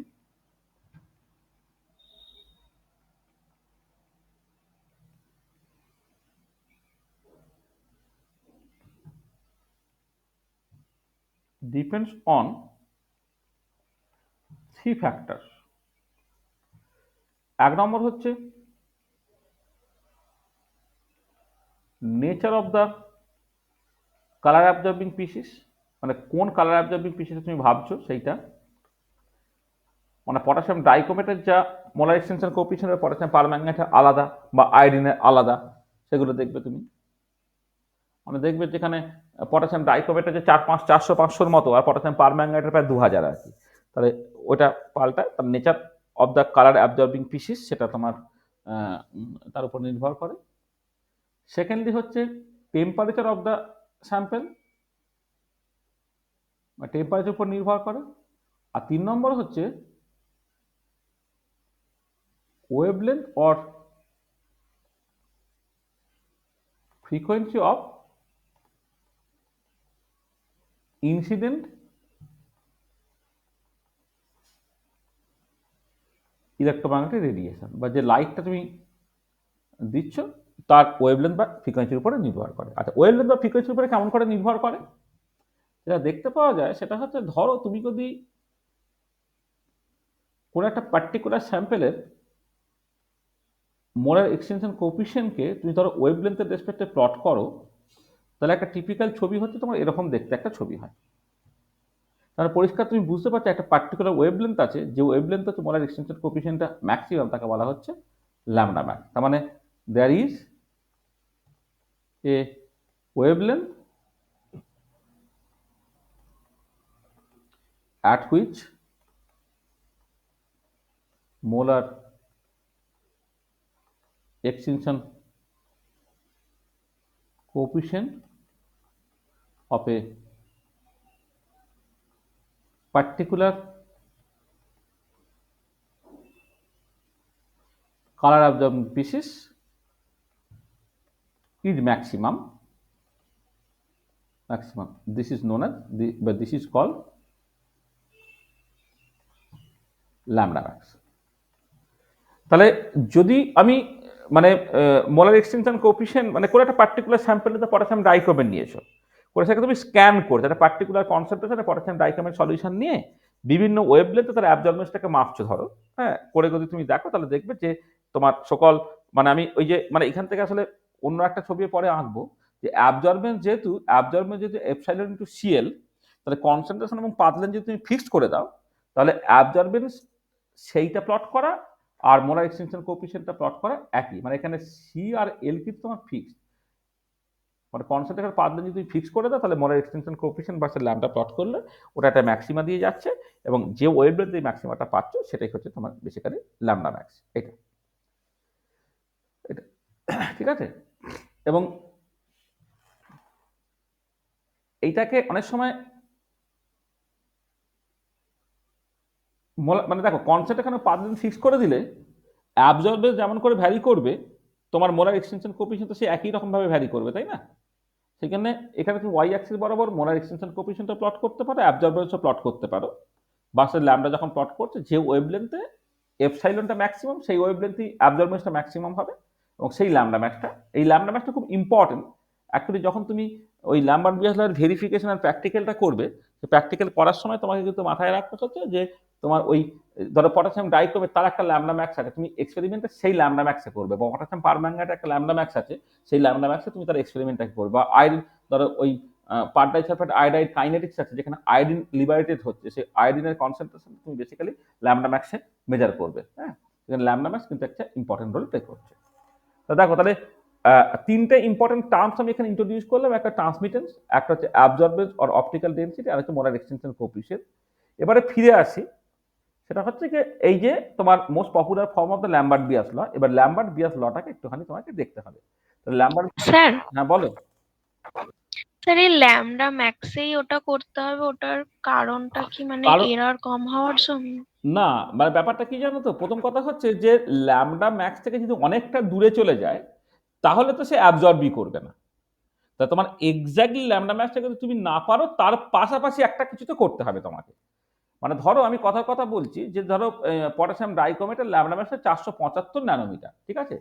তুমি যদি মনে করো যে 800 ন্যানোমিটারে তুমি অ্যাবজর্ব করবে, আর 800 বা 700 ন্যানোমিটারে তুমি জাস্ট পটাশিয়াম ডাইক্রোমেটের অ্যাবজর্বেন্স দেখবে, তুমি তো করতে পারবে না, কারণ ওই ওয়েভলেন্থে তোমার পটাশিয়াম ডাইক্রোমেট অ্যাবজর্বই করে না। তুমি কি এটা ম্যাক্সিমাম করতে পারো 475 আশেপাশে করতে পারো, অর্থাৎ 470 করলে বা 480 করলে বা 465 করলে 485 করলে এই ল্যাম্বডা ম্যাক্সের আশেপাশে করতে হবে। এটা হচ্ছে 1 নম্বর। আচ্ছা, 2 নম্বর যেটা সেটা হচ্ছে এই যে যদি তোমার প্র্যাকটিক্যালে শুধুমাত্র ল্যাম্বার্ট বিয়াসলার ভেরিফিকেশন পড়ে, তাহলে এক্স্যাক্টলি ল্যাম্বডা ম্যাক্সের না করে তার আশেপাশে কিছু একটাতে করলেই হবে। কারণ তখন পুরনো কলোরিমিটারে তুমি দেখবে যে ল্যাম্বডা ম্যাক্সটা অ্যাকচুয়ালি তোমাকে চুজ করতে বলা হয়েছে, সেরকম কোনো ফিল্টার নেই তোমার কাছে। তোমার কাছে উপায় নেই, তোমার তার কাছাকাছি কিছু একটা তোমাকে নিতে হলো। ঠিক আছে? এইটা। তাহলে যদি ল্যাম্বার্ট বিয়াসলার শুধুমাত্র ভেরিফিকেশনটাকে বলে, তাহলে কিন্তু এক্স্যাক্টলি ল্যামডা ম্যাক্সে না করে তার আশেপাশে করে একটা ওয়েভলেন্থে নিয়ে করলেও তোমার চলবে। কিন্তু যদি ল্যাম্বার্ট-বেস ল এর ভেরিফিকেশনের সাথে সাথে তোমার মোলার এক্সটেনশন কোএফিসিয়েন্টের ভ্যালু ডিটারমাইন করতে বলে, এই মোলার এক্সটেনশন কোএফিসিয়েন্টের ভ্যালুটা যেহেতু ওয়েভলেন্থের উপরে নির্ভর করে, তখন তোমার কিন্তু অ্যাকচুয়াল বা অ্যাকুরেট ল্যামডা ম্যাক্সটা তোমার লাগবে। কারণ যে মোলার এক্সটেনশন কোএফিসিয়েন্টের ভ্যালুটা তোমাকে লিটারেচারে দেওয়া আছে সেটা হচ্ছে তার করসপন্ডিং ল্যামডা ম্যাক্সে। তা তুমি কম্পেয়ার করবে কি করে, তাই না? ওই জন্য সবসময় এটাকে ল্যামডা ম্যাক্সই করতে বলে। কিন্তু দেখবে তুমি যখন ল্যাবরেটরিতে করবে তোমার কাছে স্পেকট্রোফটোমিটারও থাকতে পারে, কলোরিমিটারও থাকতে পারে। যদি কলোরিমিটার থাকে সেখানে এক্সাক্ট ওয়েভলেন্থ তুমি ফিট করতে পারবেই না। হ্যাঁ, ফিল্টারগুলো দেখবে 475 কিছু নেই সেখানে। হ্যাঁ, আর যদি স্পেকট্রোফটোমিটারে করো, যেটা আরেকটু রেজলিউশন আছে আর কি, সেখানে তুমি হয়তো এক্সাক্ট ওয়েভলেন্থটাকে ফিট করতে পারবে। ঠিক আছে? ওই জন্য যদি তোমাকে শুধুমাত্র ওই অ্যাবজর্বেন্স বা কনসেন্ট্রেশন প্লটটা স্ট্রেট লাইন হচ্ছে পাসিং টু দ্য অরিজিন সেইটুকু দেখাতে বলে, তার জন্য তোমাকে এক্স্যাক্টলি ল্যামডা ম্যাক্সটা করতে হবে সেরকম তার আশপাশে কিছু একটাতে করলে হবে, কিন্তু অনেকটা দূরে চলে যেও না। অনেকটা দূরে চলে গেলে সেখানে অ্যাকচুয়ালি অ্যাবজর্বই করবে না, তুমি কিছুই পাবে না। ঠিক আছে? আর যদি তোমাকে একদম মোলার এক্সটেনশন কোএফিসিয়েন্টটা বের করতে বলে, তাহলে কিন্তু যে ওয়েভলেন্থটা তোমাকে করতে বলেছে বা ল্যামডা ম্যাক্স যেটা এক্স্যাক্টলি সেই ওয়েভলেন্থই করতে হবে। ঠিক আছে? বুঝেছো? হ্যাঁ স্যার, ঠিক আছে। আচ্ছা, এবারে দেখো তাহলে এই যে ল্যাম্বার্ট-বিয়াস ল তুমি যখন তার ছবিটাকে আঁকছো, মানে ইন্ডিকেটেড ফর্ম অফ ল্যাম্বার্ট-বিয়াস লটা আমি আরেকবার একটু লিখে নিই। Indicated form of Lambert Beer's law,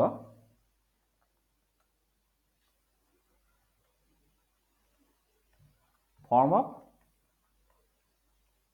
ল্যাম্বার্ট-বিয়াস law যখন তুমি দেখছো সেটা কি absorbance equal to epsilon C into L, এটা। আচ্ছা, তুমি এবারে একটা স্যাম্পেল নিয়েছো, কনসিডারে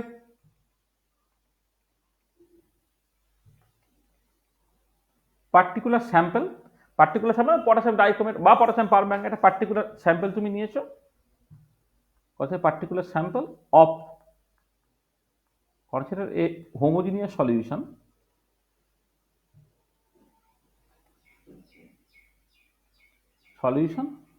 of a particular sample of several different concentration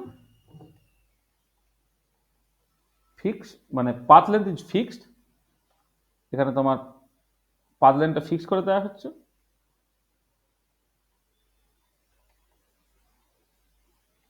path length is fixed, path lengthটা তুমি একদম পুরো কনস্ট্যান্ট করে দিয়েছো, মানে এলটা পুরো ফিক্স করে দিয়েছো।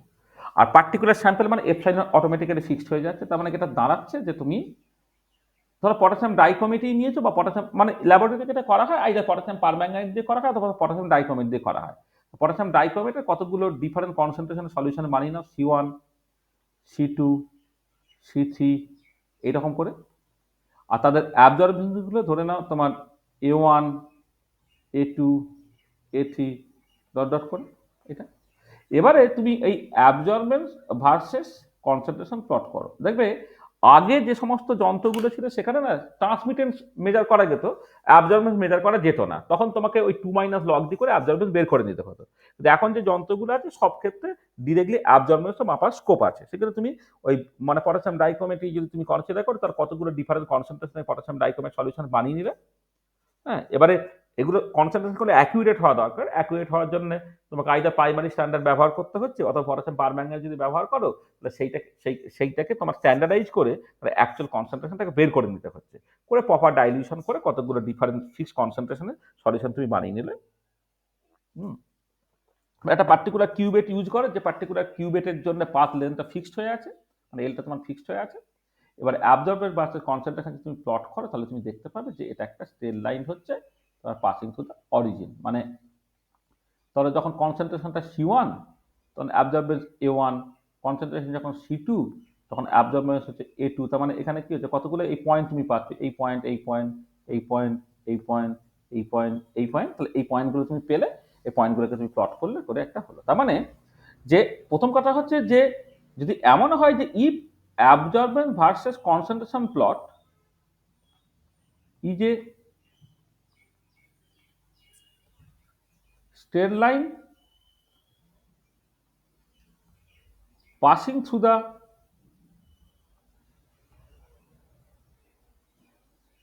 origin, then we say that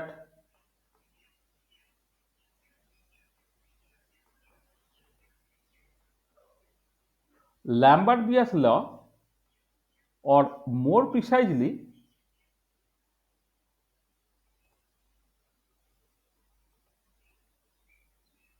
Beer's law is verified. Lambert Beer's law আর বিয়াস ল ইজ ভেরিফাইড। মানে এখানে তো পাথ লেন্থের কিছু আমি করছি না, শুধুমাত্র কনসেন্ট্রেশনটাই দেখছি। সেখানে অ্যাকচুয়ালি তোমার বিয়াস ল এর ভেরিফিকেশনটা হচ্ছে, কিন্তু প্র্যাকটিক্যালি এখনো সেই পুরনো কনভেনশন সে ল্যাম্বার্ট-বিয়াস লই বলছে। তো ল্যাম্বার্ট-বিয়াস লটা ভেরিফাইড হচ্ছে, বা মোর প্রিসাইজলি বিয়াস লটা ভেরিফাইড হচ্ছে যদি তুমি একটা স্ট্রেট লাইন পাও যেটা পাসিং টু দ্য অরিজিন। ঠিক আছে? তো এইটা হলো মানে তুমি বললে যে ল্যাম্বার্ট-বিয়াস লটা তোমার ভেরিফাইড হয়ে গেল। আর এই যে কার্ভটা, এই কার্ভটাকে বলা হয় ক্যালিব্রেশন কার্ভ। Calibration curve. তো এই ক্যালিব্রেশন কার্ভ থেকে তুমি আরো দুটো জিনিস করতে পারো। একটা হচ্ছে যে মোলার এক্সটেনশন কোএফিসিয়েন্ট তুমি বের করতে পারো, কারণ এইটার যে তোমার স্লোপটা হবে, স্লোপটা তো এপসাইলন ইন্টু এল হবে, কারণ অ্যাবজর্বেন্স তো এপসাইলন সিএল, যেহেতু তুমি অ্যাবজর্বেন্স বা কনসেন্ট্রেশন প্লট করলে স্লোপটা হচ্ছে এপসাইলন ইন্টু এল হয়ে গেল। তাহলে মোলার এক্সটেনশন কোএফিসিয়েন্ট তুমি এখান থেকে ডিটারমাইন করতে পারবে। Coefficient can be determine as, কেমন করে না, এপসাইলনটা হয়ে যাচ্ছে তোমার স্লোপ ডিভাইডেড বাই এল, অর্থাৎ slope divided by path length. সেখান থেকে তুমি মোলার এক্সটেনশন কোএফিসিয়েন্ট এখান থেকে ডিটারমাইন করে ফেলতে পারবে। আচ্ছা, আর একটা ইম্পর্টেন্ট জিনিস আছে, সেটা হচ্ছে তোমার একটা তোমাকে আননোন কনসেন্ট্রেশনের ওই সলিউশনটা দেবে। মানে ধরো পটাশিয়াম ডাইক্রোমেট যদি করো, তাহলে পটাশিয়াম ডাইক্রোমেটেরই একটা আননোন কনসেন্ট্রেশন দেবে, তার অ্যাবজর্বেন্সটা তুমি মেজার করে নিলে, অ্যাবজর্বেন্স তুমি মাপলে, মেপে ফেললে আর কি, ধরে না অ্যাবজর্বেন্সটা হচ্ছে আর এ প্রাইম বা কিছু একটা হয়েছে। তাহলে এবারে তুমি দেখো, ধরে নাও যে এইটা হচ্ছে, ধরে নাও এই যে পার্টিকুলার পয়েন্টটা, এই অ্যাবজর্বেন্সটা তোমার ধরো এ প্রাইম, তাহলে এর যে করসপন্ডিং কনসেন্ট্রেশনটা সেটা বেসিক্যালি সি আননোন। তার মানে কি, ফ্রম দ্য ক্যালিব্রেশন কার্ভ তুমি বেসিক্যালি আননোন কনসেন্ট্রেশনটাকে বের করে ফেলতে পারছো। প্রথমে ক্যালিব্রেশন কার্ভটা তুমি তৈরি করে ফেলেছো। ক্যালিব্রেশন কার্ভটা তৈরি ফেলার পরে তুমি কি করছো না, তোমাকে একটা আননোন কনসেন্ট্রেশনের সলিউশন ওই সলিউশনই দেওয়া হয়েছে। মানে পটাশিয়াম ডাইক্রোমেট হলে পটাশিয়াম ডাইক্রোমেটেরই সলিউশন দেওয়া হয়েছে, শুধু কনসেন্ট্রেশনটা তোমার জানা নাই। তো ওই কনসেন্ট্রেশনের তুমি অ্যাবজর্বেন্সটাকে মেপে নেবে, মেপে এই দেখো এই ছবি থেকে তুমি বেসিক্যালি আননোন কনসেন্ট্রেশনটা পেয়ে যেতে পারবে। তার মানে unknown concentration of the sample, unknown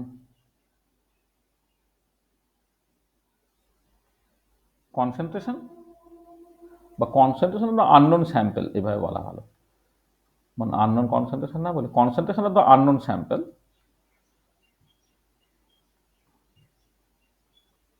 concentration of the unknown sample of the same substance can be determined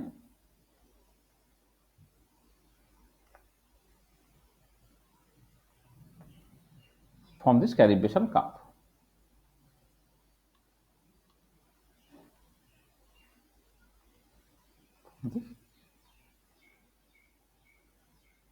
calibration curve. তার মানে তোমাকে কিন্তু এই যে প্র্যাকটিক্যালটা করতে হয়, প্র্যাকটিক্যালে কিন্তু তিনটে কাজ করতে হয়। একটা হচ্ছে যে ল্যাম্বার্ট-বিয়াস ল বা বিয়াস এর ভেরিফিকেশন, তাতে তুমি অ্যাবজর্বের কাছে কনসেন্ট্রেশন প্লটটা স্ট্রেট লাইন পাচ্ছ কিনা সেখান থেকে বলে দিতে পারবে। সেকেন্ডলি হচ্ছে মোলার এক্সটেনশন কোএফিসিয়েন্ট ডিটারমাইন করা। আর থার্ডলি হচ্ছে তোমাকে একটা ওই স্যাম্পেলেরই আননোন কনসেন্ট্রেশন দিয়ে দেওয়া হবে, তাহলে এই ক্যালিব্রেশন কার্ভ থেকে তুমি যার আননোন কনসেন্ট্রেশন থেকে বের করে ফেলতে পারবে। ঠিক আছে? দেখো তাহলে ল্যাম্বার্ট-বিয়াস ল নিয়ে যে মিনিমাম একটা ডিসকাশন থাকে সেটা আমরা করলাম। সেখানে কারো কিছু অসুবিধা আছে কি? মানে ল্যাম্বার্ট-বিয়াস লটা বুঝতে পেরেছো ঠিকঠাক করে? কারো কোনো অসুবিধা হলে বলো। হ্যাঁ স্যার, বুঝেছি।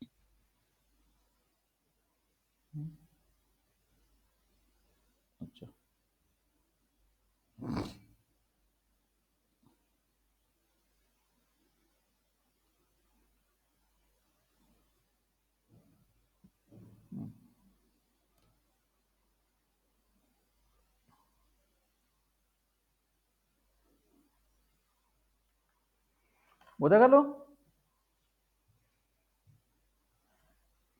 আচ্ছা, এবারে ফিরে এসো। দেখো কি আছে না, আমরা কোন জায়গা থেকে স্টার্ট করেছিলাম যে relative height of the peak বা রিলেটিভ ইন্টেন্সিটি তিনটে জিনিসের উপর নির্ভর করে। একটা হচ্ছে ল্যাম্বার্ট বিয়াস ল, তুমি পরিষ্কার বুঝতে পারছো, কনসেন্ট্রেশন বেশি হলে অ্যাবজর্বেন্স বেশি। এখানে ইন্টেন্সিটিটাকে তুমি অ্যাবজর্বেন্স দিয়ে বোঝাচ্ছ আর কি। হ্যাঁ, বেশি অ্যাবজর্ব করা মানে বেশি ইন্টেন্স বা বেশি গাঢ়। হ্যাঁ, এটা বেশি গাঢ় মানে বেশি ডার্ক লাগবে তোমার পুরো জিনিসটাকে আর কি, ডিপ লাগবে। হ্যাঁ, এটা তো সেটা আমরা এখানে আলোচনা করে ফেললাম। তাহলে আমরা এই নাম্বার দিয়ে হলো খুব ইম্পর্টেন্ট পয়েন্ট, সেটা অনেক সময় আমি এখানেও পড়িয়ে দিতে পারি, আবার ওটাকে আবার ফটোকেমিস্ট্রির মধ্যেও, কারণ এই পুরোটাই হচ্ছে ভিজিবল লাইট রিলেটেড বলে পুরোটাকে তুমি এর মধ্যেও পড়াতে পারো, মানে ফটোকেমিস্ট্রি পার্টের মধ্যেও তুমি পড়াতে পারো। কিন্তু যাকে আমরা এখানে এই পার্টটা পড়ানো আমি কমপ্লিট করে দিলাম আর কি। হ্যাঁ, সেটা থেকে আমি নিউমেরিক্যাল প্রবলেম পরের দিন কিছু করিয়ে টরিয়ে দেবো। আচ্ছা, সেকেন্ড পার্টটায় চলে এসো। সেকেন্ড যেটা বলা হচ্ছে যে relative population of the energy level from which transition take place. হ্যাঁ, সেইটার উপরে আবার ইন্টেন্সিটিটা নির্ভর করে। তাহলে সেকেন্ড পার্টটা অ্যাকচুয়ালি তোমার দরকার। সেকেন্ড পার্টটা ইজ অল অ্যাবাউট কি না, অল অ্যাবাউট হচ্ছে বোলজম্যান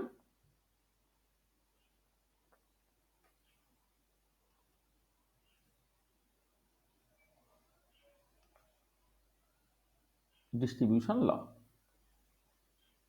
আর এমনি স্ট্যাটিস্টিক্যাল মেকানিক্সে ম্যাক্সওয়েল বোলজম্যান স্ট্যাটিস্টিক্স আমরা পড়বো, আমরা সেই জায়গায় যাচ্ছি না। এখানে বেসিক্যালি বোলজম্যান ডিস্ট্রিবিউশন লতে আসছে, মানে নট ম্যাক্সওয়েল বোলজম্যান ডিস্ট্রিবিউশন। মানে ব্যাপারটা হচ্ছে এরকম, ধরো তুমি এই কতগুলো তোমার ডিসক্রিট এনার্জি লেভেলের কথাই ধরো ভাবছে, মানে এরা ইকুইপেস্ট হবে বা এনার্জি গ্যাপটা বাড়বে কমবে এসব এখানে ইম্পর্টেন্ট নয়। যেটা হচ্ছে কতগুলো ডিসক্রিট এনার্জি লেভেলস নিয়ে তুমি কথাবার্তা বলছো, এটা। আচ্ছা, এবারে এই যে বিভিন্ন এনার্জি লেভেলসগুলো আছে, ধরে নাও যে এই যে লেভেলটা তার এনার্জি ধরে নাও এপসাইলন 0, এর এনার্জি এপসাইলন 1, এর energy epsilon 2, dot dot dot dot করে ধরে নাও এর এনার্জি হচ্ছে এপসাইলন i। এদিকে তুমি এনার্জি প্লট করছো। আচ্ছা, এবারে এই এর ডিজেনারেসি একটা আছে ধরে নাও G0, এর ডিজেনারেসি G1, এর ডিজেনারেসি G2 করে এইটার ডিজেনারেসি ধরে নাও তোমার GI। এবারে তোমার থার্মাল ইকুইলিব্রিয়ামে মলিকুলগুলো বিভিন্ন এনার্জি লেভেলে ডিস্ট্রিবিউটেড হয়ে আছে। ধরে নাও যখন থার্মাল ইকুইলিব্রিয়ামে আছে তখন এই গাউস স্টেটের নাম্বার অফ পার্টিকেলস ধরে নাও N0, এখানে নাম্বার অফ পার্টিকেলস N1, এখানে নাম্বার অফ পার্টিকেলস N2, এখানে নাম্বার অফ পার্টিকেলস ধরে নাও Ni। তাহলে relative population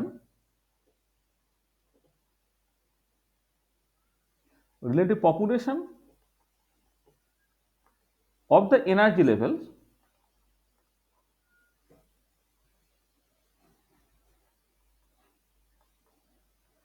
with respect to the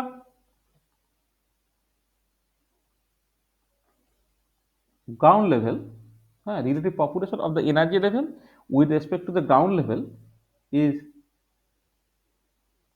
given as, সেটাকে তুমি PI নাম দাও, যেটা বেসিক্যালি Ni by N0, অর্থাৎ ith লেভেলের relative population with respect to the ground level of the ith টা লিখে দিই। হ্যাঁ, relative population of the ith energy level with respect to the ground level is given by PI equal to Ni by N0। সেটা কত হয় না GI by G0 into E to the power minus delta epsilon I by KT হয়, যেখানে delta epsilon আইটা হচ্ছে তোমার ith লেভেলের এনার্জি মাইনাস গ্রাউন্ড লেভেলের এনার্জি। আর G0 G1 এর তো মানে আমি অলরেডি বলে দিই কি G0 মানে, আচ্ছা বলে দিই, G0 and G1 are the মানে GI are the degeneration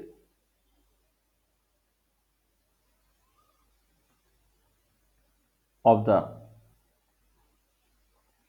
ground state and ith state respectively. G0 and GI are the degeneration of the ground state and the ith state respectively. ঠিক আছে, এইটা। আচ্ছা, usually ground স্টেটের ডিজেনারেসিটা 1 হয়, সেটা মানে most of the কেসেই হয়, মানে 99.99 কেসে, তখন এটাকে তুমি জাস্ট 1 বসিয়ে দেবে, এখানে তোমার জিআই পার্টটা থেকে যাবে আর কি, এটা। আর যদি নন ডিজেনারেট কেস হয় তাহলে স্পেশাল কেসটা হচ্ছে তোমার, স্পেশাল কেস হচ্ছে if energy levels are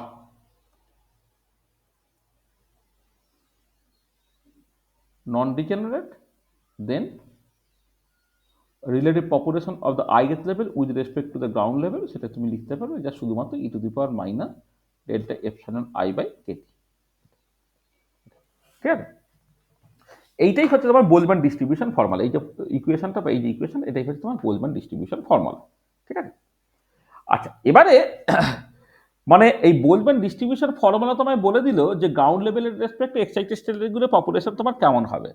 particularly যদি করো, মানে এই নন ডিজেনারেট কেস তুমি কনসিডার করো, তার মানে তুমি এখানে দেখতে পারবে কোনো একটা ফাইনাইট টেম্পারেচারে সবসময় এক্সাইটেড স্টেটের পপুলেশনটা তার লোয়ার লেভেলের থেকে অবভিয়াসলি কম হবে। মানে অ্যাট অর্ডিনারি, মানে for non degenerate case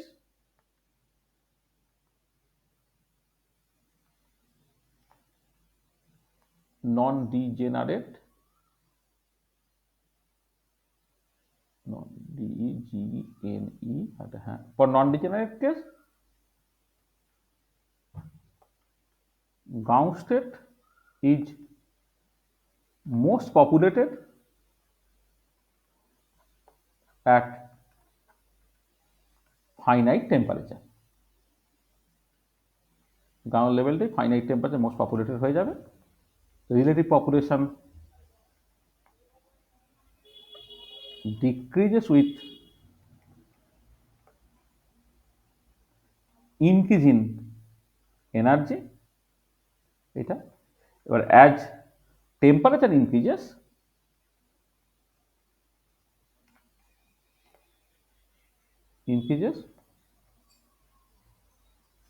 relative population of ground level gradually decreases, population of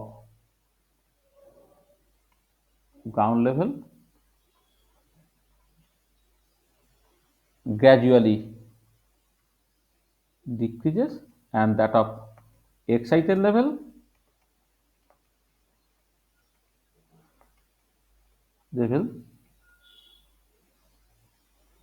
gradually increases. When temperature is very high,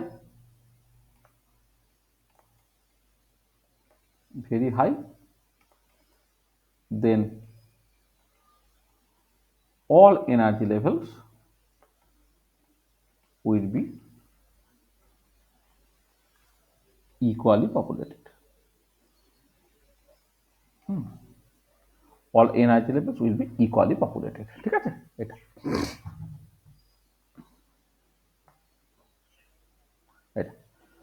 তাহলে দেখো, এই বোলম্যান ডিস্ট্রিবিউশন থেকে তুমি জাস্ট যেটা বলতে পারছো যে এখান থেকে তুমি পরিষ্কার দেখাতে পারো ডেল্টা এপসাইলন আইটাকে এপসাইলন আই মাইনাস এপসাইলন 0, এটা বেসিক্যালি পজিটিভ, আর এখানে একটা মাইনাস সাইন আছে, মানে এই পুরো জিনিসটা হচ্ছে একের থেকে ছোট হবে, অর্থাৎ গ্রাউন্ড লেভেলের পপুলেশনটা সবচেয়ে বেশি, এক্সাইটেড পপুলেশনটা কম। এবার তুমি যখন টেম্পারেচার আস্তে আস্তে আস্তে বাড়াবে, হ্যাঁ, তুমি যেটা দেখতে পাবে এই যে টিতে যখন খুব বেড়ে যাবে, এটা আস্তে আস্তে আস্তে তোমার জিরোর দিকে চলে যাওয়ার চেষ্টা করবে, অর্থাৎ ওভারঅল জিনিসটা 1 এর দিকে যাওয়ার চেষ্টা করবে, তখন সমস্ত এনার্জি লেভেলস হচ্ছে তোমার ইকুয়ালি পপুলেটেড হবে। আচ্ছা, এবারে যেটা বলা হচ্ছে সেটা হচ্ছে যে intensity due to transition from ith level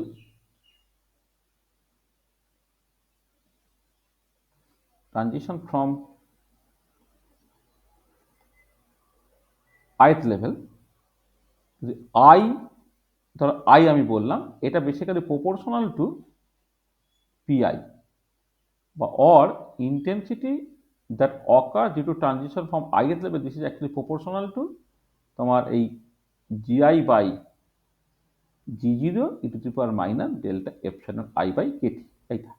তার মানে এটা পরিষ্কার বুঝতে পারছো যে যে লেভেল থেকে ট্রানজিশনটা করছে তার রিলেটিভ পপুলেশনটা যত বেশি হবে, তার করসপন্ডিং ইন্টেন্সিটি হচ্ছে তোমার তত বেশি হবে, এইটা। সেটাই আমরা অ্যাকচুয়ালি এখানে উল্লেখ করেছিলাম যে রিলেটিভ ইন্টেন্সিটি যেটা সেটা অ্যাকচুয়ালি তোমার যে লেভেল থেকে ট্রানজিশনটা করছে তার রিলেটিভ পপুলেশনের উপরে নির্ভর করবে। এবং আমরা যখন রোটেশনাল স্পেকট্রোস্কোপি বা ভাইব্রেশন স্পেকট্রোস্কোপি দেখবো তাতে এই যে পার্টটা এই পার্টটা কিন্তু অ্যাকচুয়ালি ভীষণ ইম্পর্টেন্ট বা ভীষণ ক্রুশিয়াল রোল তোমার প্লে করবে।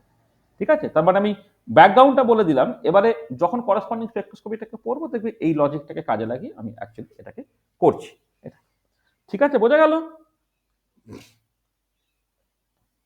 হ্যাঁ স্যার। এটা আর থার্ড যে পার্টটা ইম্পর্টেন্ট সেটা হচ্ছে তোমার ফেরমি গোল্ডেন রুল। তাহলে সেইটা একটু দেখতে হবে। ইন্টেন্সিটি আর একটা যে জিনিসের উপর নির্ভর করে সেটা বেসিক্যালি তোমার হচ্ছে ফেরমি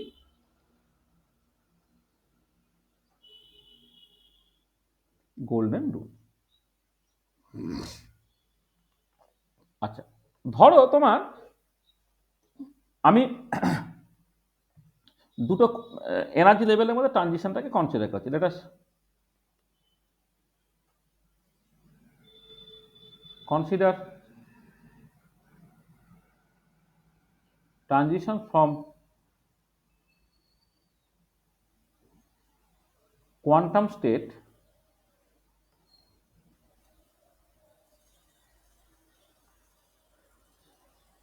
psi m to the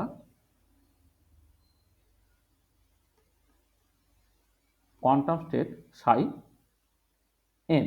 psi m থেকে psi n এ ধরো আমি ট্রানজিশনটাকে কনসিডার করছি। মানে ব্যাপারটা এরকম, ধরো তোমার এই দুটো কোয়ান্টাম স্টেট তুমি কনসিডার করছো। এটা হচ্ছে তোমার psi m স্টেট, এটা psi n স্টেট। এর এনার্জিটা ধরে না এপসাইলন m, এর এনার্জি ধরো তোমার এপসাইলন n। এদিকে তোমার এনার্জিটাকে বাড়ানো হচ্ছে। এটা এটা ধরে নিচ্ছি we assume that resonance condition is already maintained। মানে ব্যাপারটা হচ্ছে এরকম যে দুটো লেভেল আছে, তো এই দুটো লেভেলের মধ্যে যে এনার্জি গ্যাপটা ডেল্টা এপসাইলন, যেটা basically epsilon n minus epsilon m, এটা এবার আমি একটা ফ্রিকোয়েন্সি লিখলাম নিউ ধরো mn, সেটা basically epsilon n minus epsilon m by 8। এটা হচ্ছে তোমার transition ফ্রিকোয়েন্সিটা।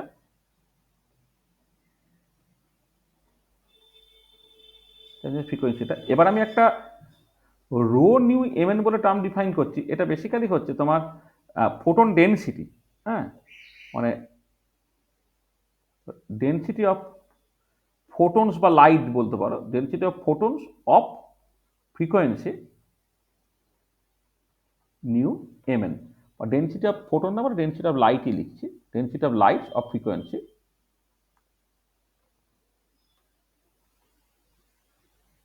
Density of light off frequency new mn। মানে আমার কাছে এই লাইটের সোর্স আছে আর কি। হ্যাঁ, আমার কাছে একটা লাইট আছে, যে লাইটটা তোমার লাইটের যে ফ্রিকোয়েন্সিটা সে কিন্তু এই লেভেল থেকে এই লেভেলে ট্রানজিশনটা ঘটাতে পারে। সেখান থেকে রো নিউ mn একটা টার্ম ডিফাইন করলাম, যেটা basically density of light off frequency new mn। এটা আচ্ছা, এবারে এই লেভেল থেকে এই লেভেলে যাওয়া যে ট্রানজিশন প্রবাবিলিটি, তার রেটটা rate of transition probability from m state to n state, অর্থাৎ psi m to psi n, সেটাকে জাস্ট লিখছি dp mn বাই dt। মানে pmn টা হচ্ছে তোমার ট্রানজিশন প্রবাবিলিটি, তার রেট অফ ট্রানজিশন প্রবাবিলিটি। এটা হচ্ছে 8 pi cube by 3h square into তোমার psi m dipole moment operator psi n তার মডিউলাসে স্কোয়ার, এইটা। আচ্ছা, ইন্টু রো নিউ mn। এই যেটা এইটাকে বলা হচ্ছে তোমার ফেরমি গোল্ডেন রুল। ফেরমি গোল্ডেন রুল যেখানে দেখো প্রত্যেকটা টার্মের মানে আমার কাছে পরিষ্কার। এইটা বাদ দিয়ে এই যে psi m mu psi N, এটাকে বলা হয় ট্রানজিশন মোমেন্ট ইন্টিগ্রাল বা TMI, মানে মিউটা হচ্ছে তোমার ইউজুয়ালি হচ্ছে মানে ডাইপোল মোমেন্ট অপারেটর।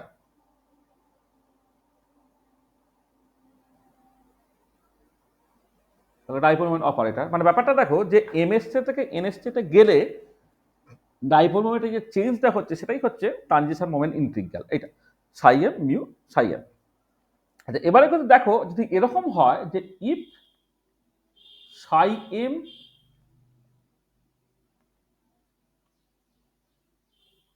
আচ্ছা if Sai m mu psi N, এটা এমটা ছোট হাতে ট্রানজিশন মোমেন্ট ইন্টিগ্রালটা আর কি, যদি এমন হয়ে যায় যে psi m mu psi n এইটা equal to 0, then the transition between MS state and NS state is spectroscopically forbidden। কারণ তখন কি হবে, তোমার যদি এই যে ট্রানজিশন মোমেন্ট ইন্টিগ্রালটা যদি 0 হয়ে যায় তাহলে রেট অফ ট্রানজিশন প্রবাবিলিটি সেটা 0 হয়ে গেল, এটা 0 হয়ে গেল, এটা 0 হয়ে গেল, তার মানে কি এমএস স্টেট থেকে এনএস স্টেটে ট্রানজিশনটা ঘটবে না। তখন আমি বলবো ট্রানজিশনটা স্পেকট্রোস্কোপিক্যালি ফরবিডেন। আর এটা যদি নট ইকুয়াল টু 0 হয় দেন দিস ট্রানজিশন ইজ অ্যালাউড। এইটা তার মানে যেটা দাঁড়াচ্ছে the relation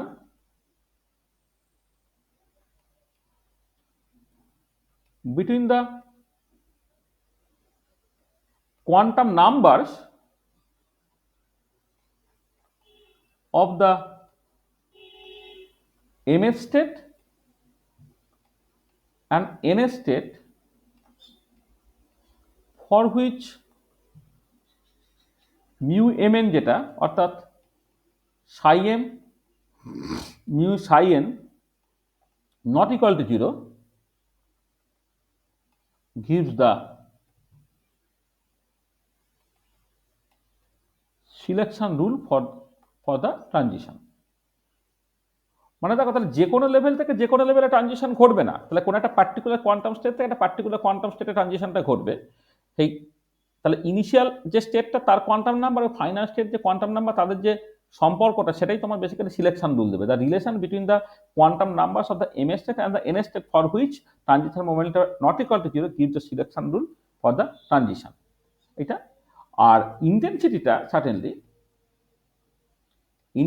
certainly proportional to এই যে psi m mu psi N তার মডিউলাসের স্কোয়ারের সঙ্গে প্রপোর্শনাল হবে। তার মানে এক হচ্ছে যদি ফরবিডেন হয়ে গেছে মিটেই গেল, যেটা 0 হলে তাতে ইন্টেন্সিটি কিছু পাবে না তুমি।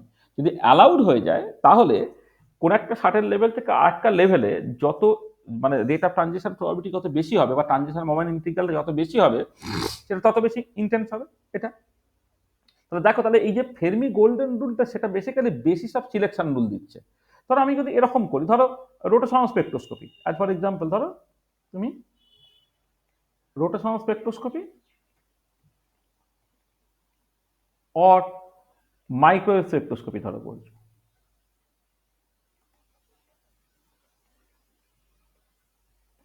একটা পিওর জুড়ে দিই, হ্যাঁ পিওর রোটেশনাল স্পেকট্রোস্কোপি। তার ক্ষেত্রে সিলেকশন রুলটা কি,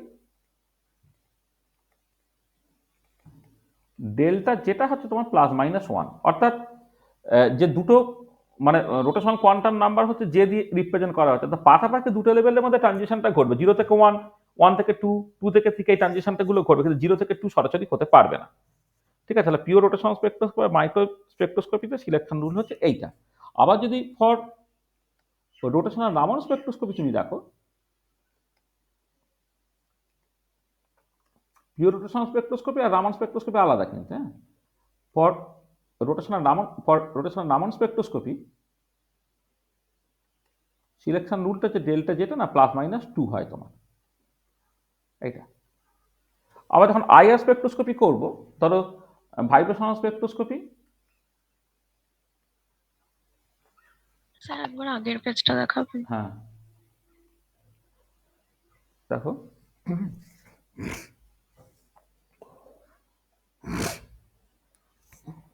ঠিক আছে স্যার। আবার দেখবে যখন তোমার vibrational spectroscopy or IR spectroscopy করবে তখন under simple harmonic oscillator model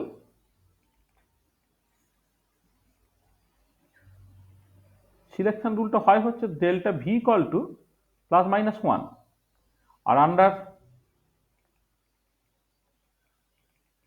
Morse oscillator model যদি তোমার হয়, এটা একটা অ্যানহারমোনিক অসিলেটর, তখন সিলেকশন রুলটা হচ্ছে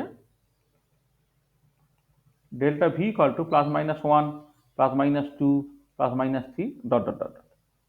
ঠিক একই রকমভাবে অ্যাটমিক স্পেকট্রোস্কোপিতেও তুমি এই ধরনের সিলেকশন রুল পাও। ফর অ্যাটমিক স্পেকট্রোস্কোপি তুমি দেখবে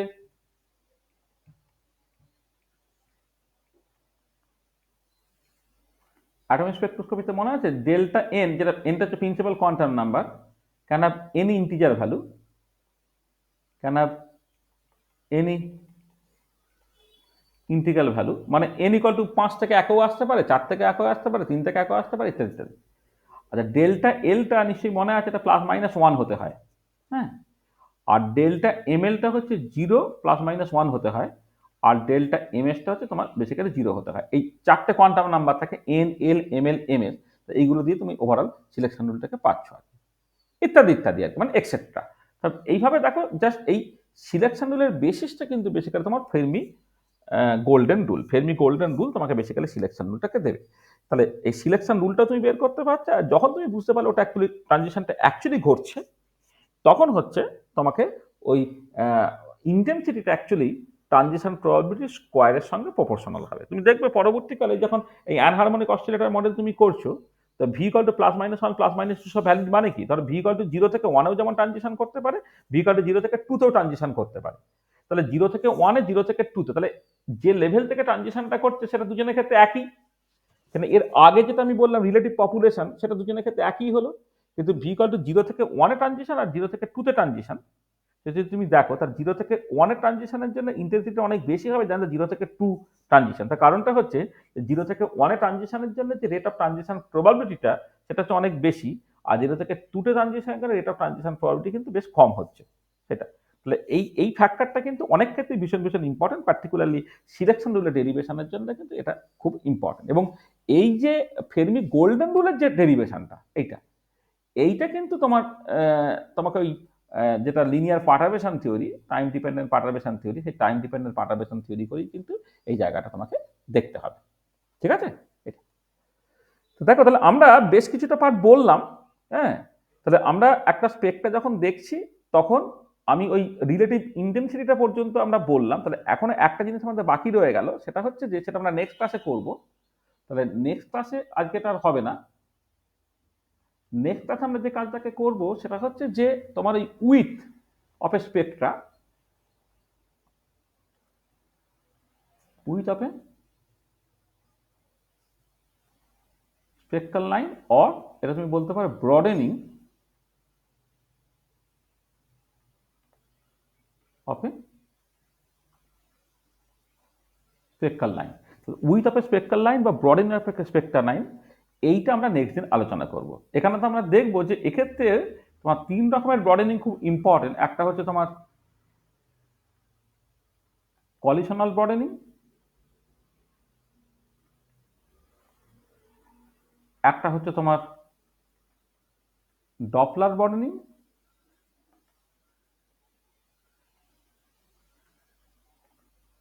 আর আরেকটা হচ্ছে তোমার আনসার্টেনটি ব্রডেনিং।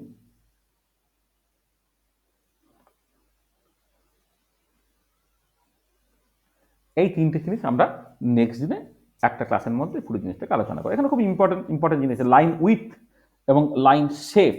কলিশনাল ব্রডেনিং লরেঞ্জিয়ান শেপের হবে, ডবলার ব্রডেনিং হচ্ছে গাউসিয়ান শেপের হবে। এই জিনিসগুলো নিয়ে আমাদের নেক্সট আলোচনা করতে হবে। আর আনসার্টেনটি ব্রডেনিং এর জন্য ন্যাচারাল উইথ পাবে আর কি, মানে কোনো একটা স্পেকট্রাল লাইন যতটা তুমি শার্প মানে করতে চাও না কেন, তুমি অ্যাবসলিউটলি শার্প করতে পারবে না, কারণ দেয়ার ইজ আনসার্টেনটি, এবং সেখান থেকে একটা আনসার্টেনটি ব্রডেনিং বা ন্যাচারাল উইথ তোমার থাকবে। তো এই হচ্ছে আজকে যে জিনিসটা নিয়ে আমরা মানে কিছুটা পার্ট আমরা বললাম, পরের দিন আমরা এই জায়গা থেকে আবার কন্টিনিউ করব। তাহলে আমাদের এখানে রেখে দেওয়া হোক,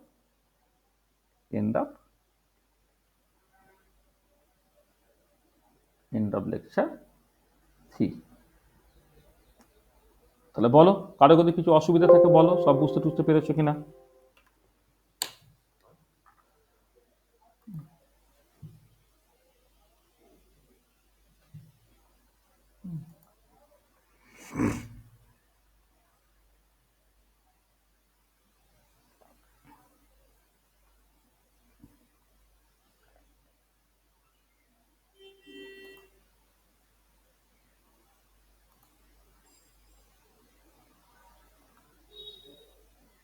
সব গেল।